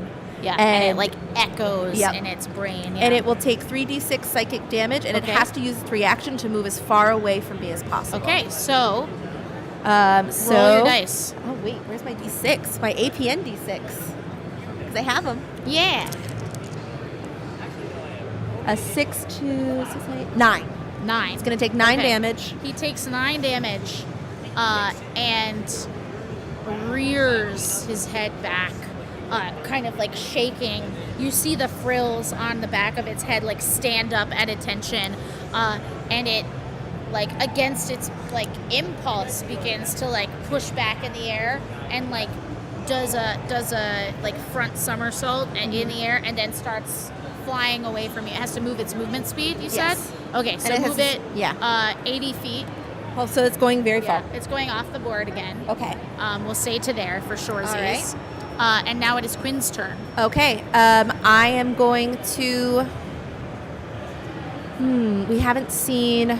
No, because that would have been my action from the previous round, right? So wouldn't I have my action for this turn? Because I had Yes, prepared that. yes. Okay. You would. I'm gonna tell him run, and we're gonna spend. Okay. And as we're gonna take the dash and just use all of our movement to run. Cool. And as we're running, I want to again see if there's anywhere that we can get into that the dragon Yeah, so can't. at this point, I'm going to allow you to run and hide. Okay. Because you have enough actions between the two of you. Perfect. So go ahead and roll a stealth check for the two of you. Please. All right, good. 16 plus. Okay. Yeah, so, you- 22. Run. You have 30 feet of movement? Yes. And Quinn has 25. Okay. So Quinn gets themselves tucked into tucked under the lip of a boulder. Okay. You're able to hide yourself. The dragon will now had to go the other way, so it doesn't know where you are. Okay. And it is there anything else you want to do with Quinn's turn? before we move I on? will have everything that Quinn can do. So you can is either gonna double get- dash and stay visible, or move that 30 feet or 25 feet and then hide. I think we'd rather hide. Yeah, that's fine. And there's really not much. Everything for him has got to be melee, and I don't, so I guess just preparing a dodge or something so that if he does the dragon does attack, it's disadvantage. So I'll again prepare sit dissonant. there. Oh no, I use everything to hide, so I can't. and your base, there's nothing else Yeah. you can do. And if you want him to hide, that's basically what he can do. Okay, that's as all well. we're gonna do. So you guys find your little hiding spaces, and you hear like down the way eventually. How often he can then turn around the next turn, right? Yes, his next turn he can come back. Yeah. and you hear this frustrated groan of this dragon bouncing off the walls around you. You hear the skittering of like little stones falling down the edge of the like what was once probably a ravine in this canyon that is now dried up, and you begin to hear the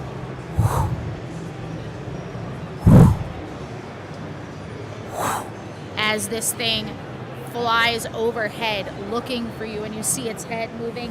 You feel the ground rumble underneath you as you're like sitting there, and it lands heavily on the edge of the ravine and looks around, just like and then shoots off into the air and away because it doesn't know where you are anymore. Yeah, so that's fun. That was a fun time. So that's day 3. Excellent. Okay.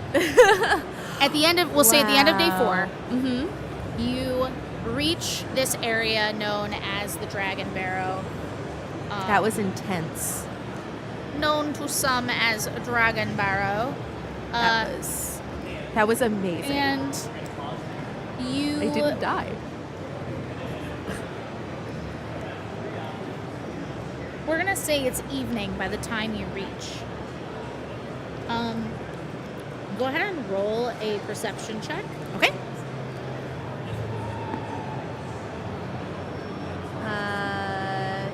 13. Cool. So, okay.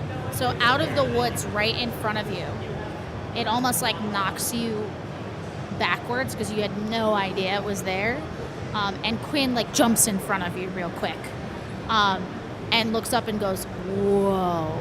And out of the woods, like very proud-chested, comes this centaur woman. Okay. She has like leather armor and things like that across her chest, and this tons and tons of braids of this dark hair that also has like streaks of gray running through it, and just like she doesn't seem super beefy, but she's a horsewoman. Yeah. She just wants to be the centaur of attention.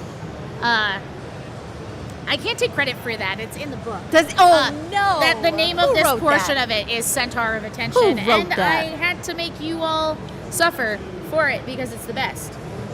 So she steps forward and says, "Greetings, traveler." Sorry, I can't hear you. She says, "Greetings, traveler." Oh, excellent. Sorry, it's a little windy out here. You're going to have to speak up a bit. And she says, "Are you here to deal with the barrow?" Yes, indeed. We seek the blade. And she says,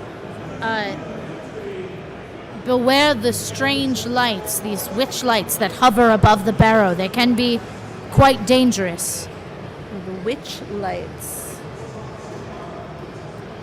What do you know about them? This hill is haunted by the spirits of the dead. That sounds awful. And I love also it. an excellent adventure. Tell me everything. And she says- I take out a piece. I pull a quill out of my hair.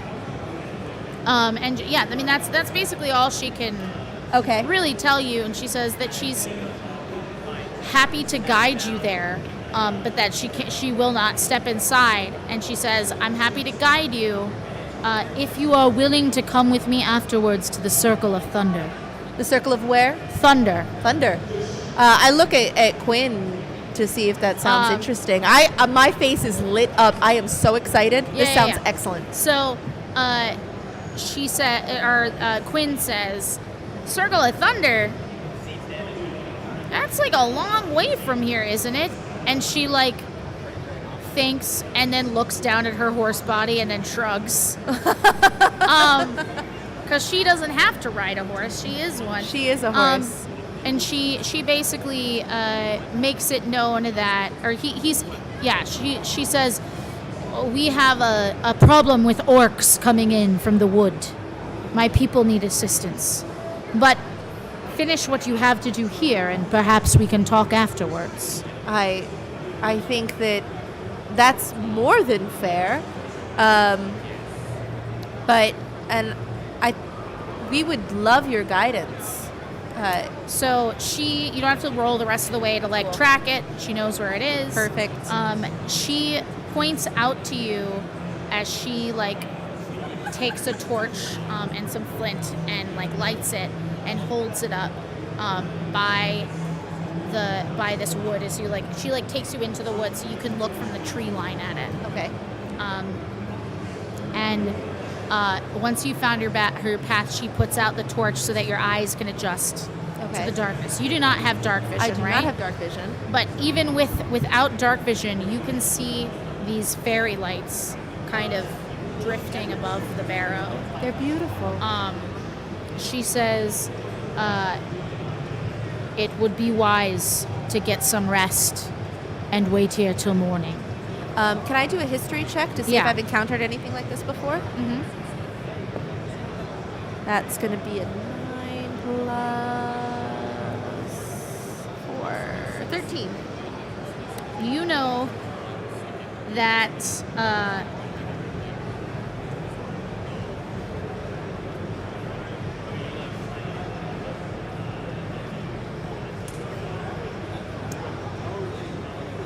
cool. Sorry, I'm just making sure I don't that's ever fine. overtell you things. It's okay with me if you do, but I appreciate your... Yeah. Because it tells you, like, how much you would know. There we go. So they... these are... what did you roll an 18? I roll a 13. A 13. I wish I Okay, rolled an 18. so you do know that they're will-o-wisps. Okay. And you know that will-o-wisps interest adventurers by like appearing like beautiful fairy lights, but they're actually pretty formidable. You can't really remember what exactly they do. It's been a while. But you remember that like their whole goal is to like draw you off the path and then get you to a place where you're vulnerable. Okay. Yeah.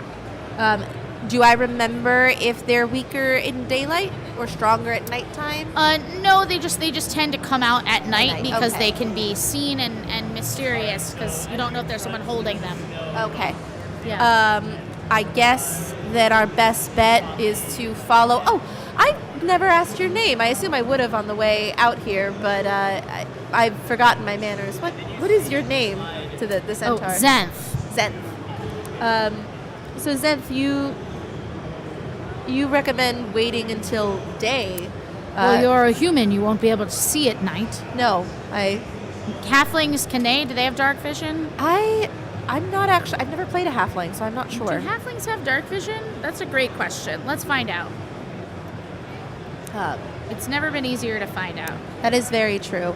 But no, I think while you're looking that up, I since I have no way of seeing in the dark, I mean, I could cast like we could have torches, but if it's all the same to wait till day, I think that's probably our best choice, and then I can get that spell slot back. They don't have dark vision. Okay. No, then we would be at severe disadvantage. Yeah. The only light we'd have is them. So yeah. And she recommends. She knows there's an entrance up on top of the barrow. Okay.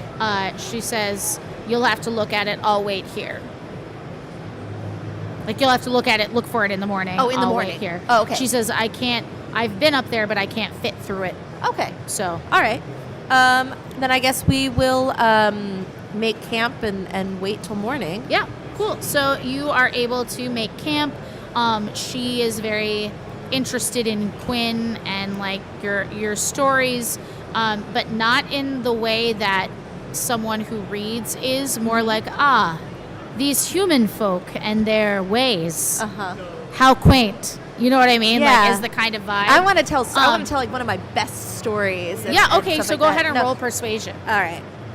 I want to. Can we? Yeah. No, that works. Ooh, wow, 19 Or sorry, plus, performance. I was going to say, can we argue? Yeah. No, that's fine. So 25. Okay, so she applauds and then is like, "Oh, I'm sorry. I didn't mean to make noise. The spirit moved me." As it should. As it should. I can tell we are to be fast friends. Yes, indeed. Okay, great. Oh, I love her. She's so wonderful. your new best friend, Zan. What is happening? Okay, so basically you I'm going to wake up in the dedicate this morning, book. I'm going to put her in the special thanks of this book. and you now see this 30-foot high hill Okay. rising in front of you. Its top is far too flat to be a natural occurrence, and jutting from this grassy hilltop, you see a row of 10-foot tall bone white rocks that arc up towards the sky. Okay. Like outstretched talons, so they're like curved like that. Oh, so are those the talons of the dragon? Or we'll have to get closer You'll to have find to get out. closer to find out. Well, we didn't come here to look at it. Yep. So you're given a breakfast made by Xanth. She's so wonderful. She's so great. We She's have to help her. She's the centaur mom that like I want. Oh. So you you head up and you're able to get to the top of the barrow. Go ahead and roll a perception check once you're up there. All right. So 13 plus 6, 19. Cool. Yeah, so you are able to, the directions from Xanth are enough. Once you're up on top, you can't help but feel like you start to see the inspiration for the shape of the barrow. And I'm going to show you here. Oh, So wow. you're It's shaped on like top the and green it's dragon. shaped like a dragon. Yeah. So it's not that this whole thing is the dragon. It's just to honor Okay. it. It's shaped like a dragon, and the stones are these 10-foot tall stones placed on top That are the ridges that of are that. the ridges of their back. I love it. That's There so is cool. at the highest point. I sketch this it. one, the third one back. You see with your perceptive eyes, you see this opening at the base of this rock. Okay. And it seems to go deep down inside. And you think that, based on your roll, that if you like tied a rope off, if you have a rope, you could probably slide yourself down inside. Perfect. I have 100 feet of rope. I have 250 feet Great. ropes. I also have some pittons, just in case, if I feel like it's going to be a ways and I can kind of tie us off as we go down. Mhm. This ain't my first dungeon delve. Cool. So roll a by lashing ropes. Okay. So I'm sorry. Not that you could go down through the hole. That if you think, based on what you can see through the hole, that if you make an athletics attempt at 19, I don't know why I'm telling you the DC. It's fine. But you basically need to roll a strength check or an athletics check to pull this thing over with a rope. To pull it open? Over. Over. Yeah. Oh. Hey, how strong is Quinn? He's actually surprisingly strong because his stats are everyone's stats. Can he try? Yeah. Cool. That's what your sidekick is for. He's got a +3 and I got a -1. Yeah. So Are you helping him? I would love to help him. Yeah. Yeah. So does You that can roll mean? with advantage if Okay. you want. Well, that's my good old 6. So we'll just take the first roll. So that's going to be a 17. Okay. You see it kind of start to move a bit out of from behind you. You hear the clopping of hooves on the terrain. Okay. And she's going to come up and help you. She says, "I couldn't help but notice you were struggling, Oh. so she will help you." You are the kindest. By plot device, she will help you open this. So Oh, she helps you pull it over all together, and she like steps back disgustedly. You see this spiraling staircase leading down into the barrow. Well, I suppose this is where we take our leave of you for now.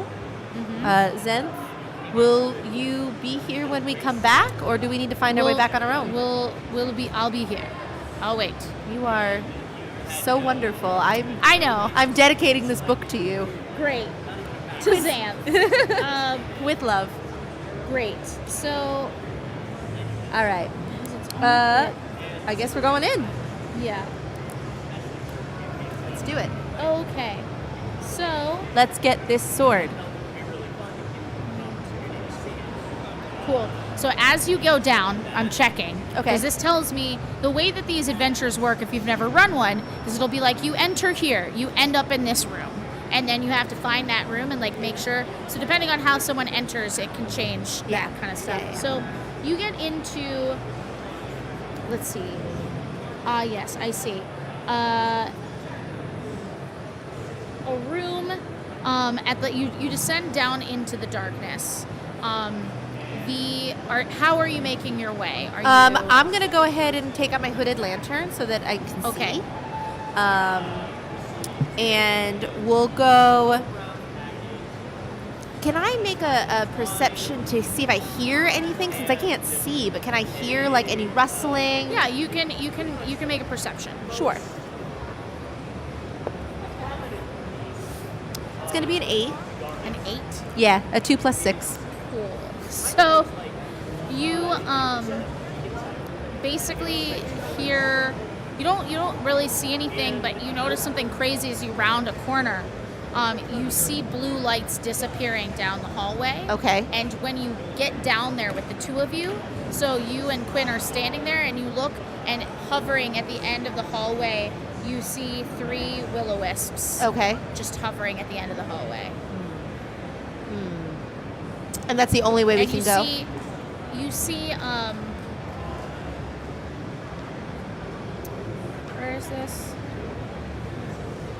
Okay, so you come down and you see them.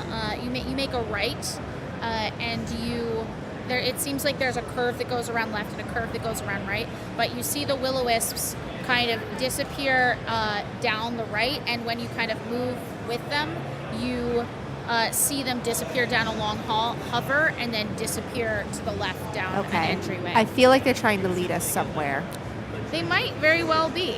Are there other ways we can go, or Yeah, so far we're so just going down the same hall? You're standing at the door here, of the stairway. Mm-hmm. They just went that way. Okay. Down the left, there's like a hallway that like peels off to the right. Okay. And one that keeps continuing around. So there's 3 options. You could follow the will-o-wisps. Mhm. There seems to be, you don't know because it's dark down here. Yeah. Do you have your lantern open? Yeah.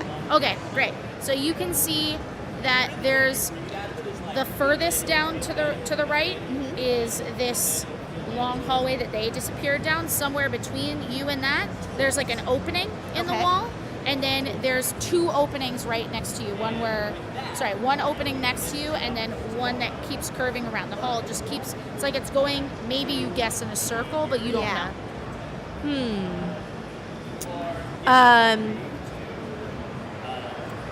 I guess there's no way to really So tell. you're here, right? Down this way, the will-o-wisps went. That's a thing that you don't know, like what could be down there. And then these are the 2 that are like you could keep going around or keep going straight. At this point, I guess it's really just guessing. I don't want to follow the will-o-wisps because I feel like they're trying to lead us into a trap. So that way's out. Yep. So then between the other 2, is there... We're looking for a sword, so I imagine we're trying to find like the place where... You know that this sword was buried with the hero that it held. Yes. So we're trying to find Lady Tan. Yeah, Okay. So she would probably be in the center. You're in the center. We're in the center. Yeah. Oh, so this is the wings This and the is tail. between the wings. Okay. So think about it as the head would be basically almost straight in front of you. Uh-huh. Probably where that opening that you don't know where it goes to is. Okay. You have the one wing in front of you, the will-o-wisp went down the other wing, and then the tail is behind. Okay. So you want to go down the wing or the tail, I guess is what I'm asking you. I guess we'll go down let's go down the tail, because she wouldn't be in just one of the wings. That seems odd. She's either going to be in the head, the heart, or the tail, and we're in the heart, so she's either the head or the tail. We can't go to the head, right? Cool. So you begin heading down this hallway. Okay. And are you moving quietly? Yeah, let's move So stealthily. go ahead and roll stealth for both of you. Yeah. That's going to be an 8 for me, and a 20 not natural for Quinn. So I imagine I'm just like a little too excited about stuff. I'm just kind of like, oh, and I don't know I'm making those sounds. So who is going first? Not that it matters.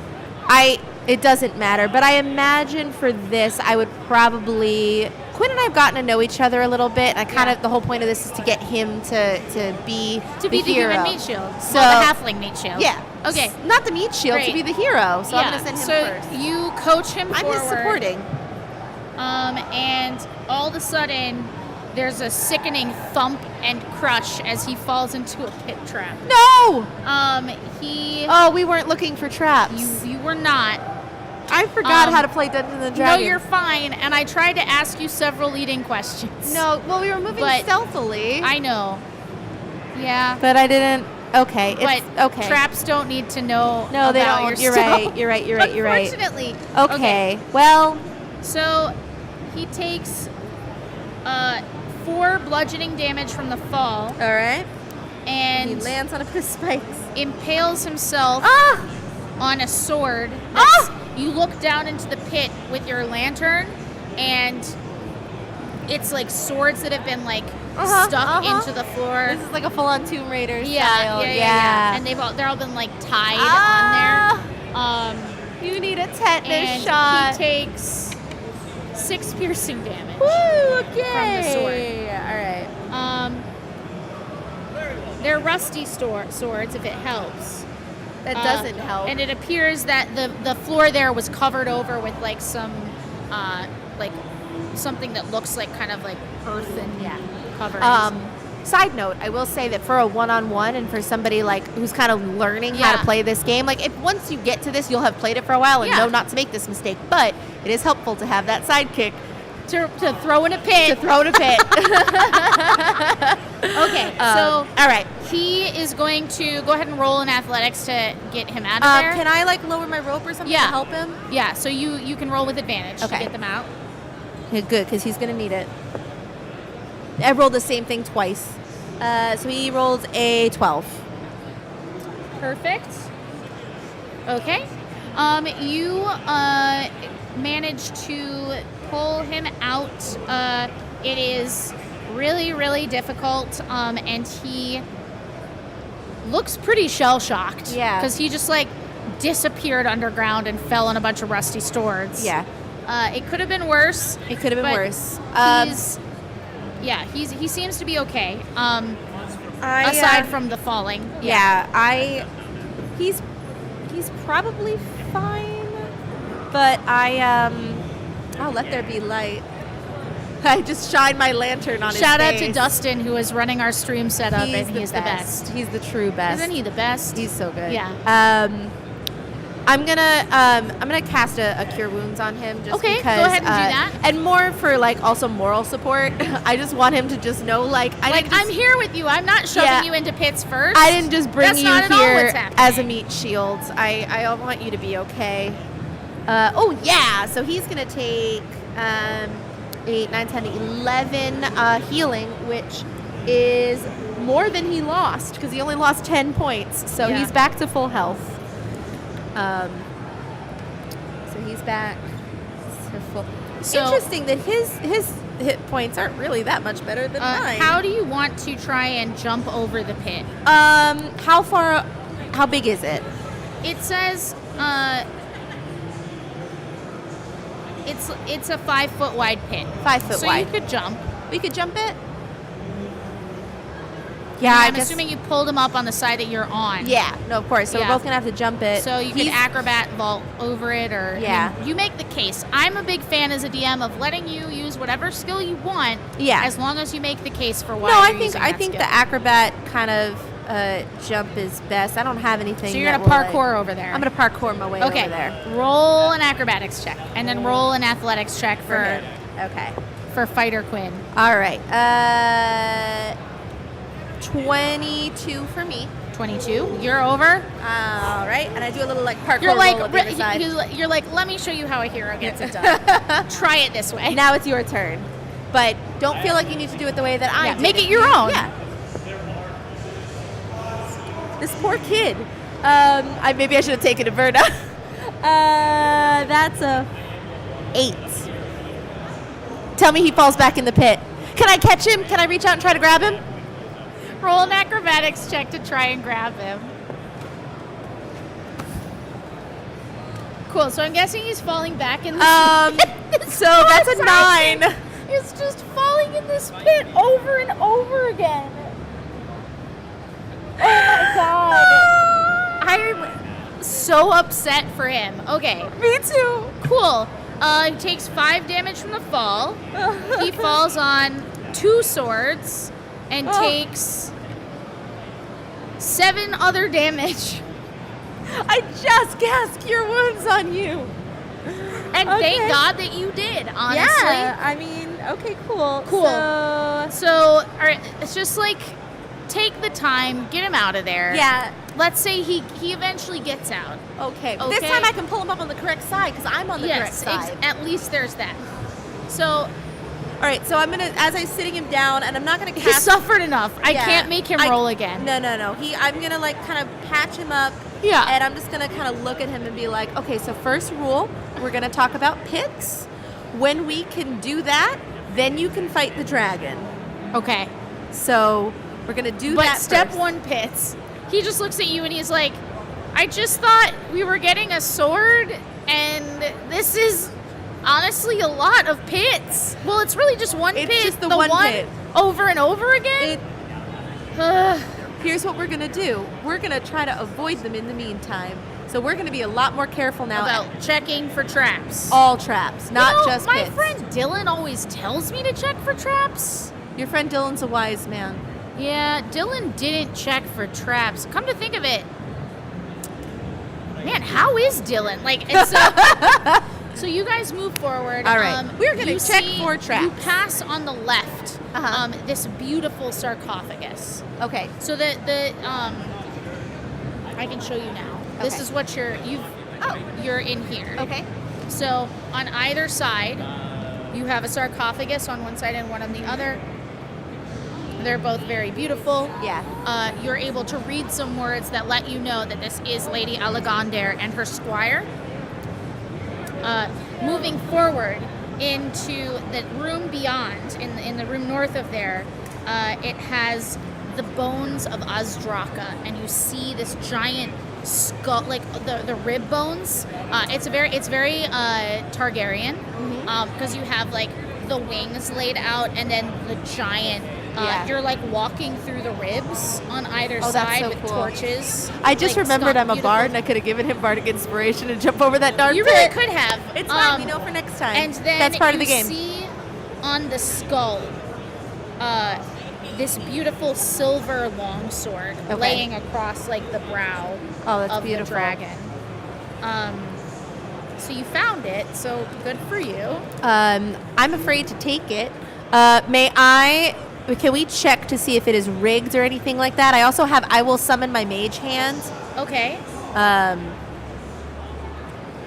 You're gonna summon your mage hand. Cool. And I guess before I summon it, is there a way I can check? I guess that's part of the checking for.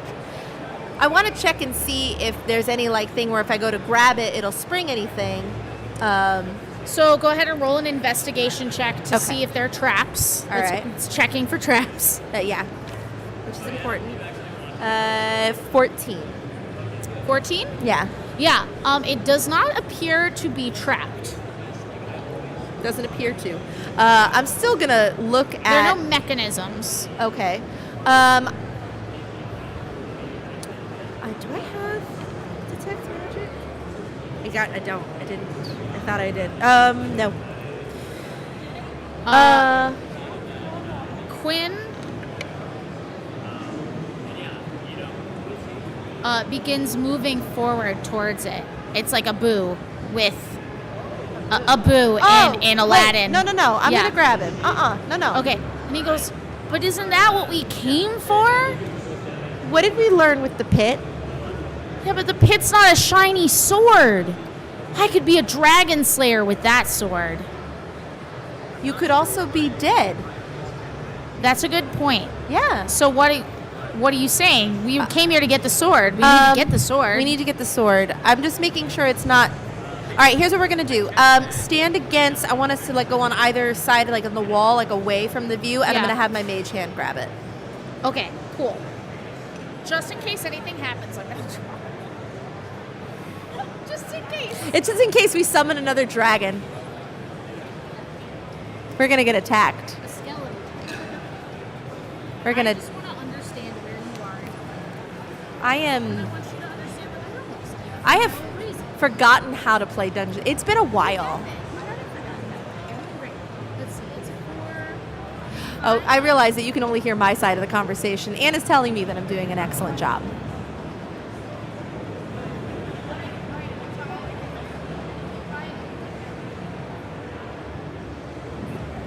But while she's drawing this, I will once again say for the Essentials kit, I don't know what I'm going to say. You got anything you want me to tell people about the Essentials kit? It's like, nope. You can talk about like how it is having the sidekick. Yeah, I mean, having the sidekick is excellent. I like I said with the pit, it's my fear with playing one person is that there's nowhere to hide. You know, you have other people's thought processes and other people's ideas, which would probably be very helpful for this. Because I'm sure that if I were playing with somebody else, they would have been like, hey, let's check for traps. But at the same time, like, that's okay. Like, none of this feels... These are the ribs, right? Yeah, those are the ribs. None of this feels like the stakes are so high we can't get out of it later. And, like, while it'll be funny... Is that a tongue? Oh, no, that's a sword. Okay. All right, so we're going to go on either side. You don't have cover behind Okay. the ribs, but they are there. Okay, Okay, cool. cool. And then I'm going to use my Mage mage hand. hands to grab the sword. Okay, that's a very smart thing to do. So the mage hand drifts forward, this ghostly... What does your mage hand look like? Don't let me take that from No, you. it is quite decked out. It's got like some like cute It little has bling rings. rings. Yeah. Amazing. And like a little ruff on the wrist, which is where it ends. Yes, love. Okay, so a little bit of like delicate mist is like drifting off the back of your mage hand, and you watch it slowly move forward and grasp the hilt of the sword and pull it up. And then begin slowly moving it back towards you. Okay. And the sword is sitting in the mage hand between the two of you.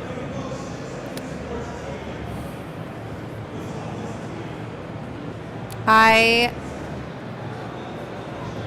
gotta touch it before he does. I have Huh? to. I gotta touch it before he does. I gotta do it. I gotta touch it. I gotta touch it. Okay. Oh. Grasp the sword Yeah. in your hand. And I'm immediately cursed. And this visage begins to rise out of the skull. Okay. And roll for initiative. Excellent. Are we fighting another dragon? Oh God. No. This is great. This is great. Oh, okay, okay. But you can equip this Dragon Slayer sword. Yes. Can you use long swords? I can use long swords. Then you may. But I'm probably gonna wind up giving it to him. Well, you're holding it right now. I am holding it. Okay. So if you want to give it to him, that's fine. Oh yeah. But you can do that in the course. So roll your initiative. All right. He got a Anything 25 to 20? no. 15 to... I got a 15. Okay. 1 second here. Oh, wow. Okay. So...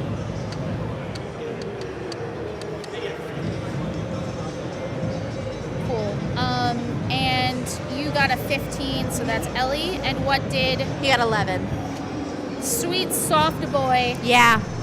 Quinn? All right. The Stalker is first. It rises, and it's almost like the darkness. It's made of shadow, but the shadow is like rippling with wind. Okay.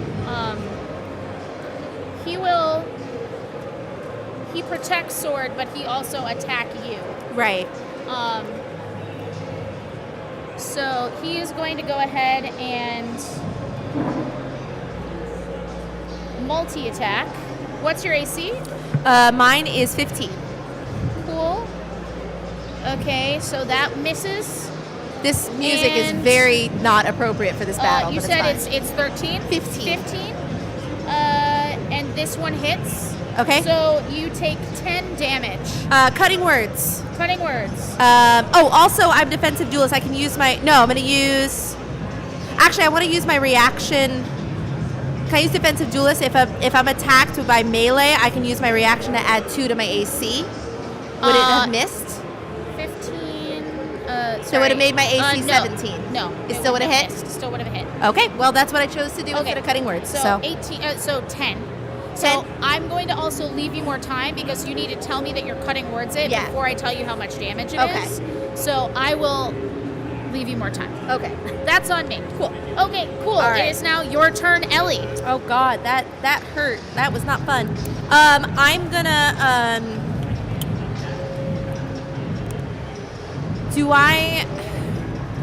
can I insight or anything to like see if I can figure out any weaknesses or a history check to see if I've encountered or read anything about this type of creature? Sure. Maybe like as a bonus action? Yeah, you can roll a history check. Okay. Well, that's a nat 1. Cool. You're like, that thing sure looks not fun. Cool. What would you like to do with the rest of your turn? I would like to move back. I have 30 feet of movement. Yeah. 5, 10, 15. Okay, it's going to take an attack of opportunity. Oh, that's right. Okay, that's fine. And I'm Okay. gonna again use defensive duelist to boost my AC. All Oh right. no, I already used my reaction this round, so I can't. Yeah. Okay. No more reactions. You take 3 damage Okay. as it slashes at you. Okay. Okay. And then I'm going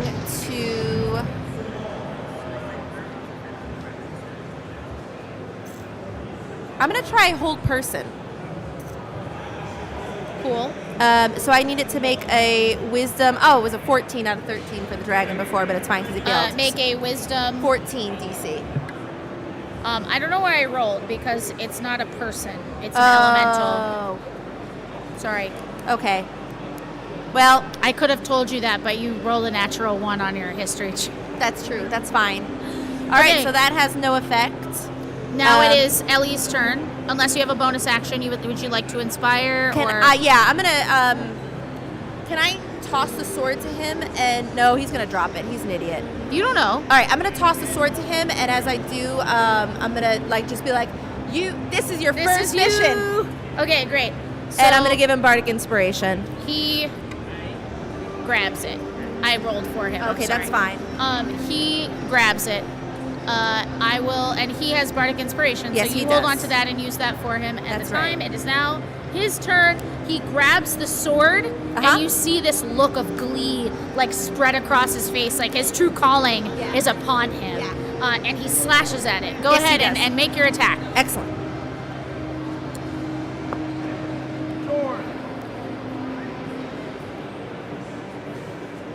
Oh, he gets a +2.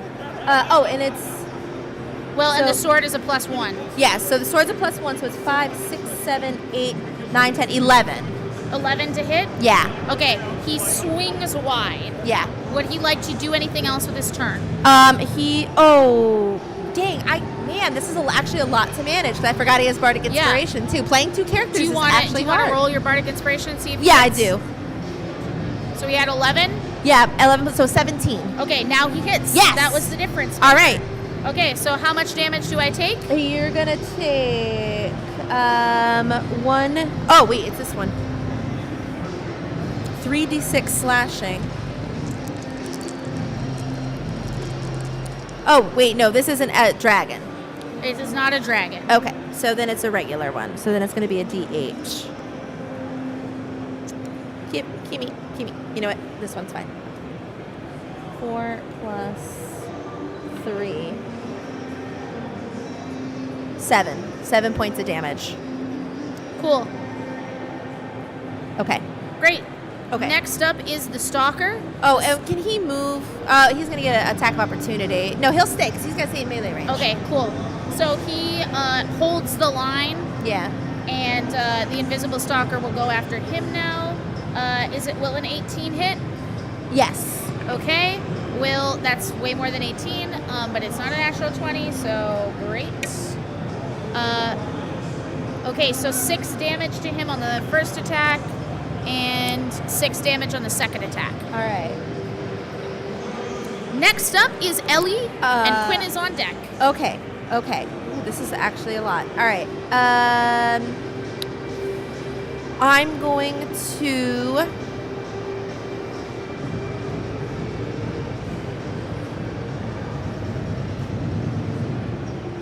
have a lot here.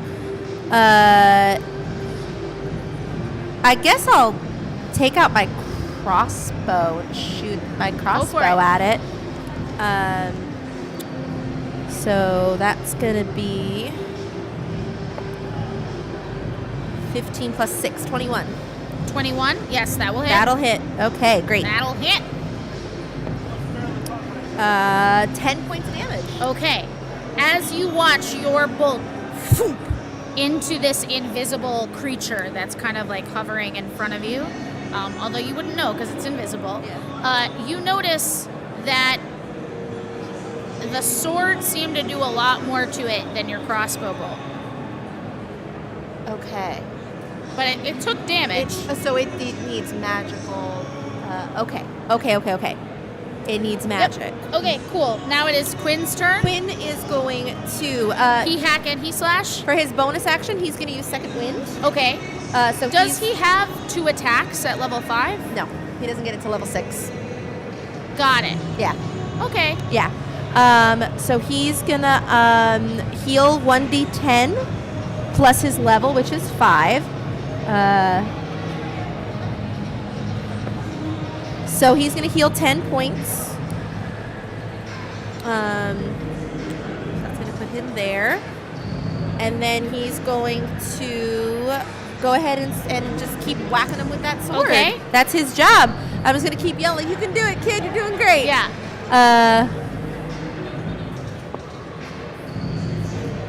7 plus 1 plus 8, 9, 10, 11, 12, 13, 14, 15. 15. 15 will hit. All right. Cool. Roll that damage. All right. 9. 9. Okay. So he's at his bonus action. His action, he has no reason to really move. So that's it for him. Okay. Yeah. Okay. Cool. Next up is the Stalker. He is going to keep... Let's see. Yeah, there's not really much I can do. So I will just keep hitting this. 16 to hit on Quinn. When it matches AC, it hits, Yeah, right? beats it. Yep. All right, is the first one. The second one is 18 to hit. So they both hit. So first hit is 4 damage. Okay. Second hit is 9 damage. So 13 altogether. All right. Ooh, he's not looking great. And basically, the way that he's doing it is like the wind seems to like just smash into him. It's as if some invisible force is just punching into him and knocking him around and buffeting him. Okay. It is now your turn, Ellie.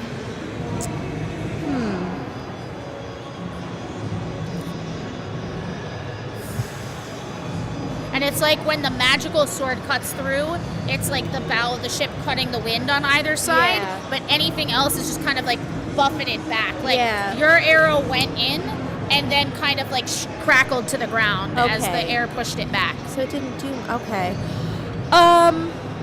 This may not work, but I'm not used to using these types of spells. Can I try Dispel Magic?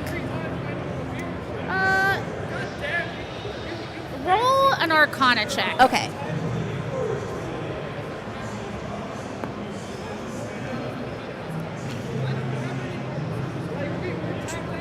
Okay. Okay. It's There's something about the fact that you know that this is an elemental creature. Okay. It's not It's not magic. It's an elemental. magical. Like, you can't dispel a creature. You could, like, banish a creature. Okay, I don't but have you those type can't of spells. dispel Yeah. a creature. I'm gonna Cure Wounds is touch. I guess I'm gonna come up behind him. Yeah, I can make it easier. Okay. Touch him on the shoulder. Yeah. Cast Cure Wounds on him. Good idea. So he's gonna get. And you know what? I'm gonna go ahead and cast it at second level to add another D8. And you second winded him earlier, right? Yeah, he second winded himself. This is a D8. Yes. No, this is a D10. Nope, this is the D10. I can play Dungeons and Dragons, you guys. You're doing it right now. Yeah. So he's gonna take 7 health from that. I rolled 2 2s. Yeah, that'll happen. It'll happen. It's fine. And then I'm gonna give him another bardic inspiration. Bardic inspiration. What are you doing to inspire him? I'm gonna my power is in my words. I'm an author, so I'm just gonna say, this is on you, kid. I'm gonna keep you on your feet. Yeah. You're the one who's got to take him down. Yeah. Okay, sweet. So next up is Quinn. Next up is Quinn. He is going to just keep going with this sword. I mean, that's what he's got to. What else can he do? Great. He most of like the fighter stuff is like improved crit stuff like that. So we just got to hope I roll well. Mm-hmm. Your characters are only as powerful as your rolls. That is a natural one. That's a natural one. The bardic inspiration's not going to help. Okay, so onward we go. So he's gonna for his. He doesn't have any bonus actions. Can he bonus action attack with his? No, that's too weapon fighting. He doesn't have that. Okay. Okay. Because he's not using finesse weapons. No. No. Okay. So he slashes forward and trips and falls because he rolled a natural one. Yep. So he's prone? He's prone. Okay. This thing is going to move up between the two of you. Okay. And it will now attack you. Okay. Because you were the one who stole its thing initially. Yeah. The first attack is a 16 to hit. I'm going to use cutting words on it. And I'm going to try to lower the results. Yep. Where did my D8 Do go? I have to roll to save or? No, it's if a creature makes an attack roll ability check advantage, I'll use 1 inspiration to lower the results. 4, so it's going to go down by 4. It misses. Woo! Cool. So now he will take an attack with advantage on your buddy. Oh, I should have used the cutting words on him. Those were very high rolls. Oh man, this is going to end in a TPK. It's fine. 10 damage. Okay. Okay. Okay. This is great. This is fantastic. All right, it's you. It's you again, Ellie. I picked all the wrong spells for this particular. These are things that happen. Yeah, it's fine. I'm gonna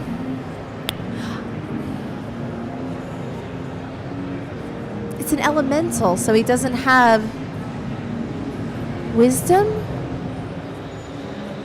I'm gonna try the Dissonant Whispers on him. Okay. All right. Yep. DC 14 Wisdom save. Fail. Okay. He's gonna take 3d6 psychic damage. Roll it up. Which I don't know if he's at like 6, 10, 13. And he has to use his reaction to move away from me. Okay. His speed? So yes. he will move 50 feet away. 50? Yes. Oh my god. All right. 5, 10, 15, 20. Which way would you like him to move? Does it matter? Either way. I've had 30, 35, 40, 45, 50. Okay. What do you want to do?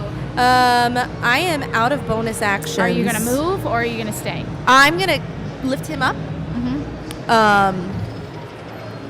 I'll help him up, and then I'm going to go behind the sarcophagus. Okay.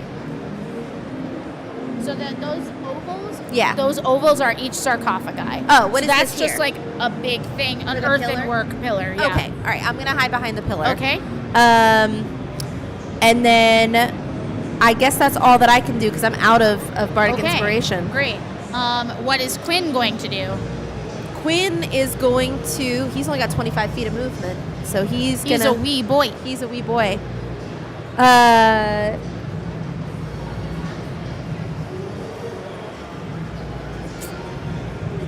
I guess he will. Dash is an action, right? To Yeah, double it's both. Okay. So he's not going to be able to do it either. Let's get ourselves into. Let's have him go 5, 10, 15, 20, 25. And he'll ready his action Okay. to attack. To attack when he sees. Yeah. Yeah, to attack Okay. when he's in range. Great. So the stalker comes back towards him. Okay. Just move them base to base. All right. Okay. That is a Can 13 to hit. Will I attack him first because the action is readied, or do you attack first? You would attack first. Okay. Yeah. All right. Let's do this. That's a 12. I'm great at this. 13, 14, 15, 16, 17, 18, 19, 20. Not now. 20 to hit. Yeah, you do. Okay, You perfect. do. All right. Quite indeed. And you're adding the 8. +1 to your damage, right? No, I've been adding it to the attack. You add it to both. It's a Oh. +1 weapon, so attack and Oh. damage. Cool. You're fine. He's gone like 3 times. So Yeah. I'll give you. It's fine. Yeah. 8, 9, 10, 11, 12. So 12. Okay. So that's 8. Okay, great. And you watch as your friend stands there and like cuts through, and it like buffets around him and reconstitutes. And it is now the stalker's turn to go. Okay. The stalker buffets him on either side to no avail because I rolled very low for both hits. Okay. It is now your turn, Ellie. Ooh. Oh, I need him to get out of the way.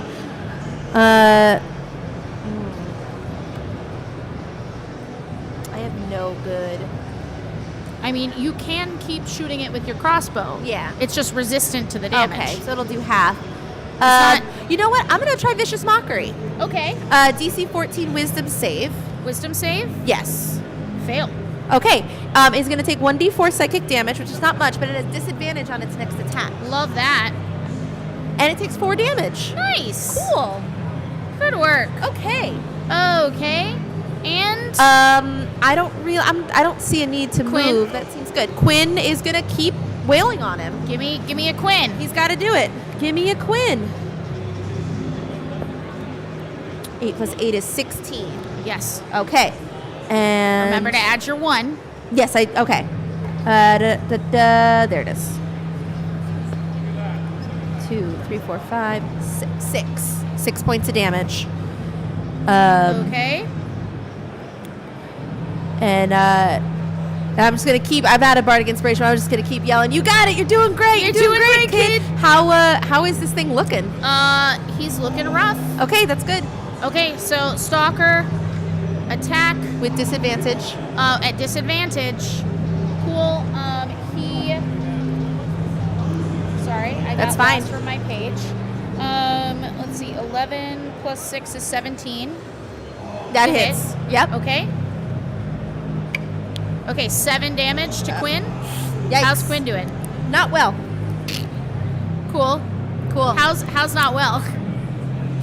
2. Woohoo! I'm on it. Oh, I'm on it. Okay. Okay. It's my turn, Great, right? it's your turn. Okay. I'm gonna come over here and cast Cure Wounds on him, Yeah. and I'm gonna do a 3rd level. Okay. So I gotta roll this thing 3 times. 4, 6, 7, 8, 9, 10. So he gets 10. That's here. So he's at 12. And I can't cast Visage Mockery because I cast a spell this round. All right. I don't have a bonus action, so I'll go back to my Yep. Hidey Okay, hole. it's Quinn's turn. Okay, Roll me a Quinn. let's do this. Let's just get this over with. 11. 11 total? Yeah, I rolled a 3. Yeah, that's wrong.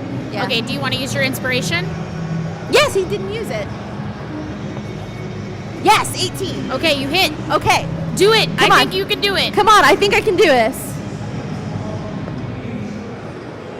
7. You see the wind slash on either side of this sword as it whips around him and then dissipates. Okay. And all you see is this small halfling like push himself up to like a taller position, and like he Frodo looks at you Yeah. like, this is the farthest from home I've ever been, like is the kind of look on his face. I'm gonna just run up and Yeah. hug him as tight as I possibly can. And with that, you have discovered your Dragon Slayer. Yay! Yay! Oh. Awesome. Well, thank you for playing, Risa. I That hope was you had phenomenal. fun. I had so much fun. Yeah. This was fantastic. It's really like a fun way to like do storytelling with just 2 people, Yeah. but without worrying too much about like whether or not they're going to just outright die. And Yeah. it was challenging. it was Yeah. absolutely challenging, but not like, insurmountable. no, not at all. It was any roll of the dice could have tipped it one way or the Yeah. other. So it felt balanced. Awesome. So Well, I'm that so was great. glad. Yeah. I know they worked really hard to make things feel like that. Yeah. In this adventure, again, it is the Dragon of Icespire Peak. Yep. It is available in the Dungeons and Dragons Essentials Kit.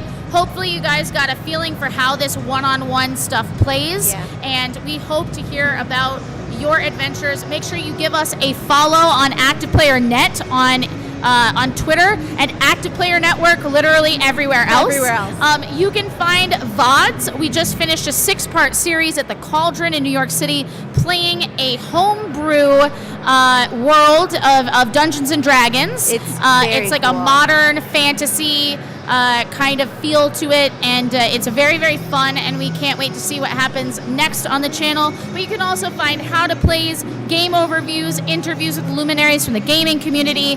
There's tons of stuff there. We are your one-stop hub for tabletop gaming news and discussion.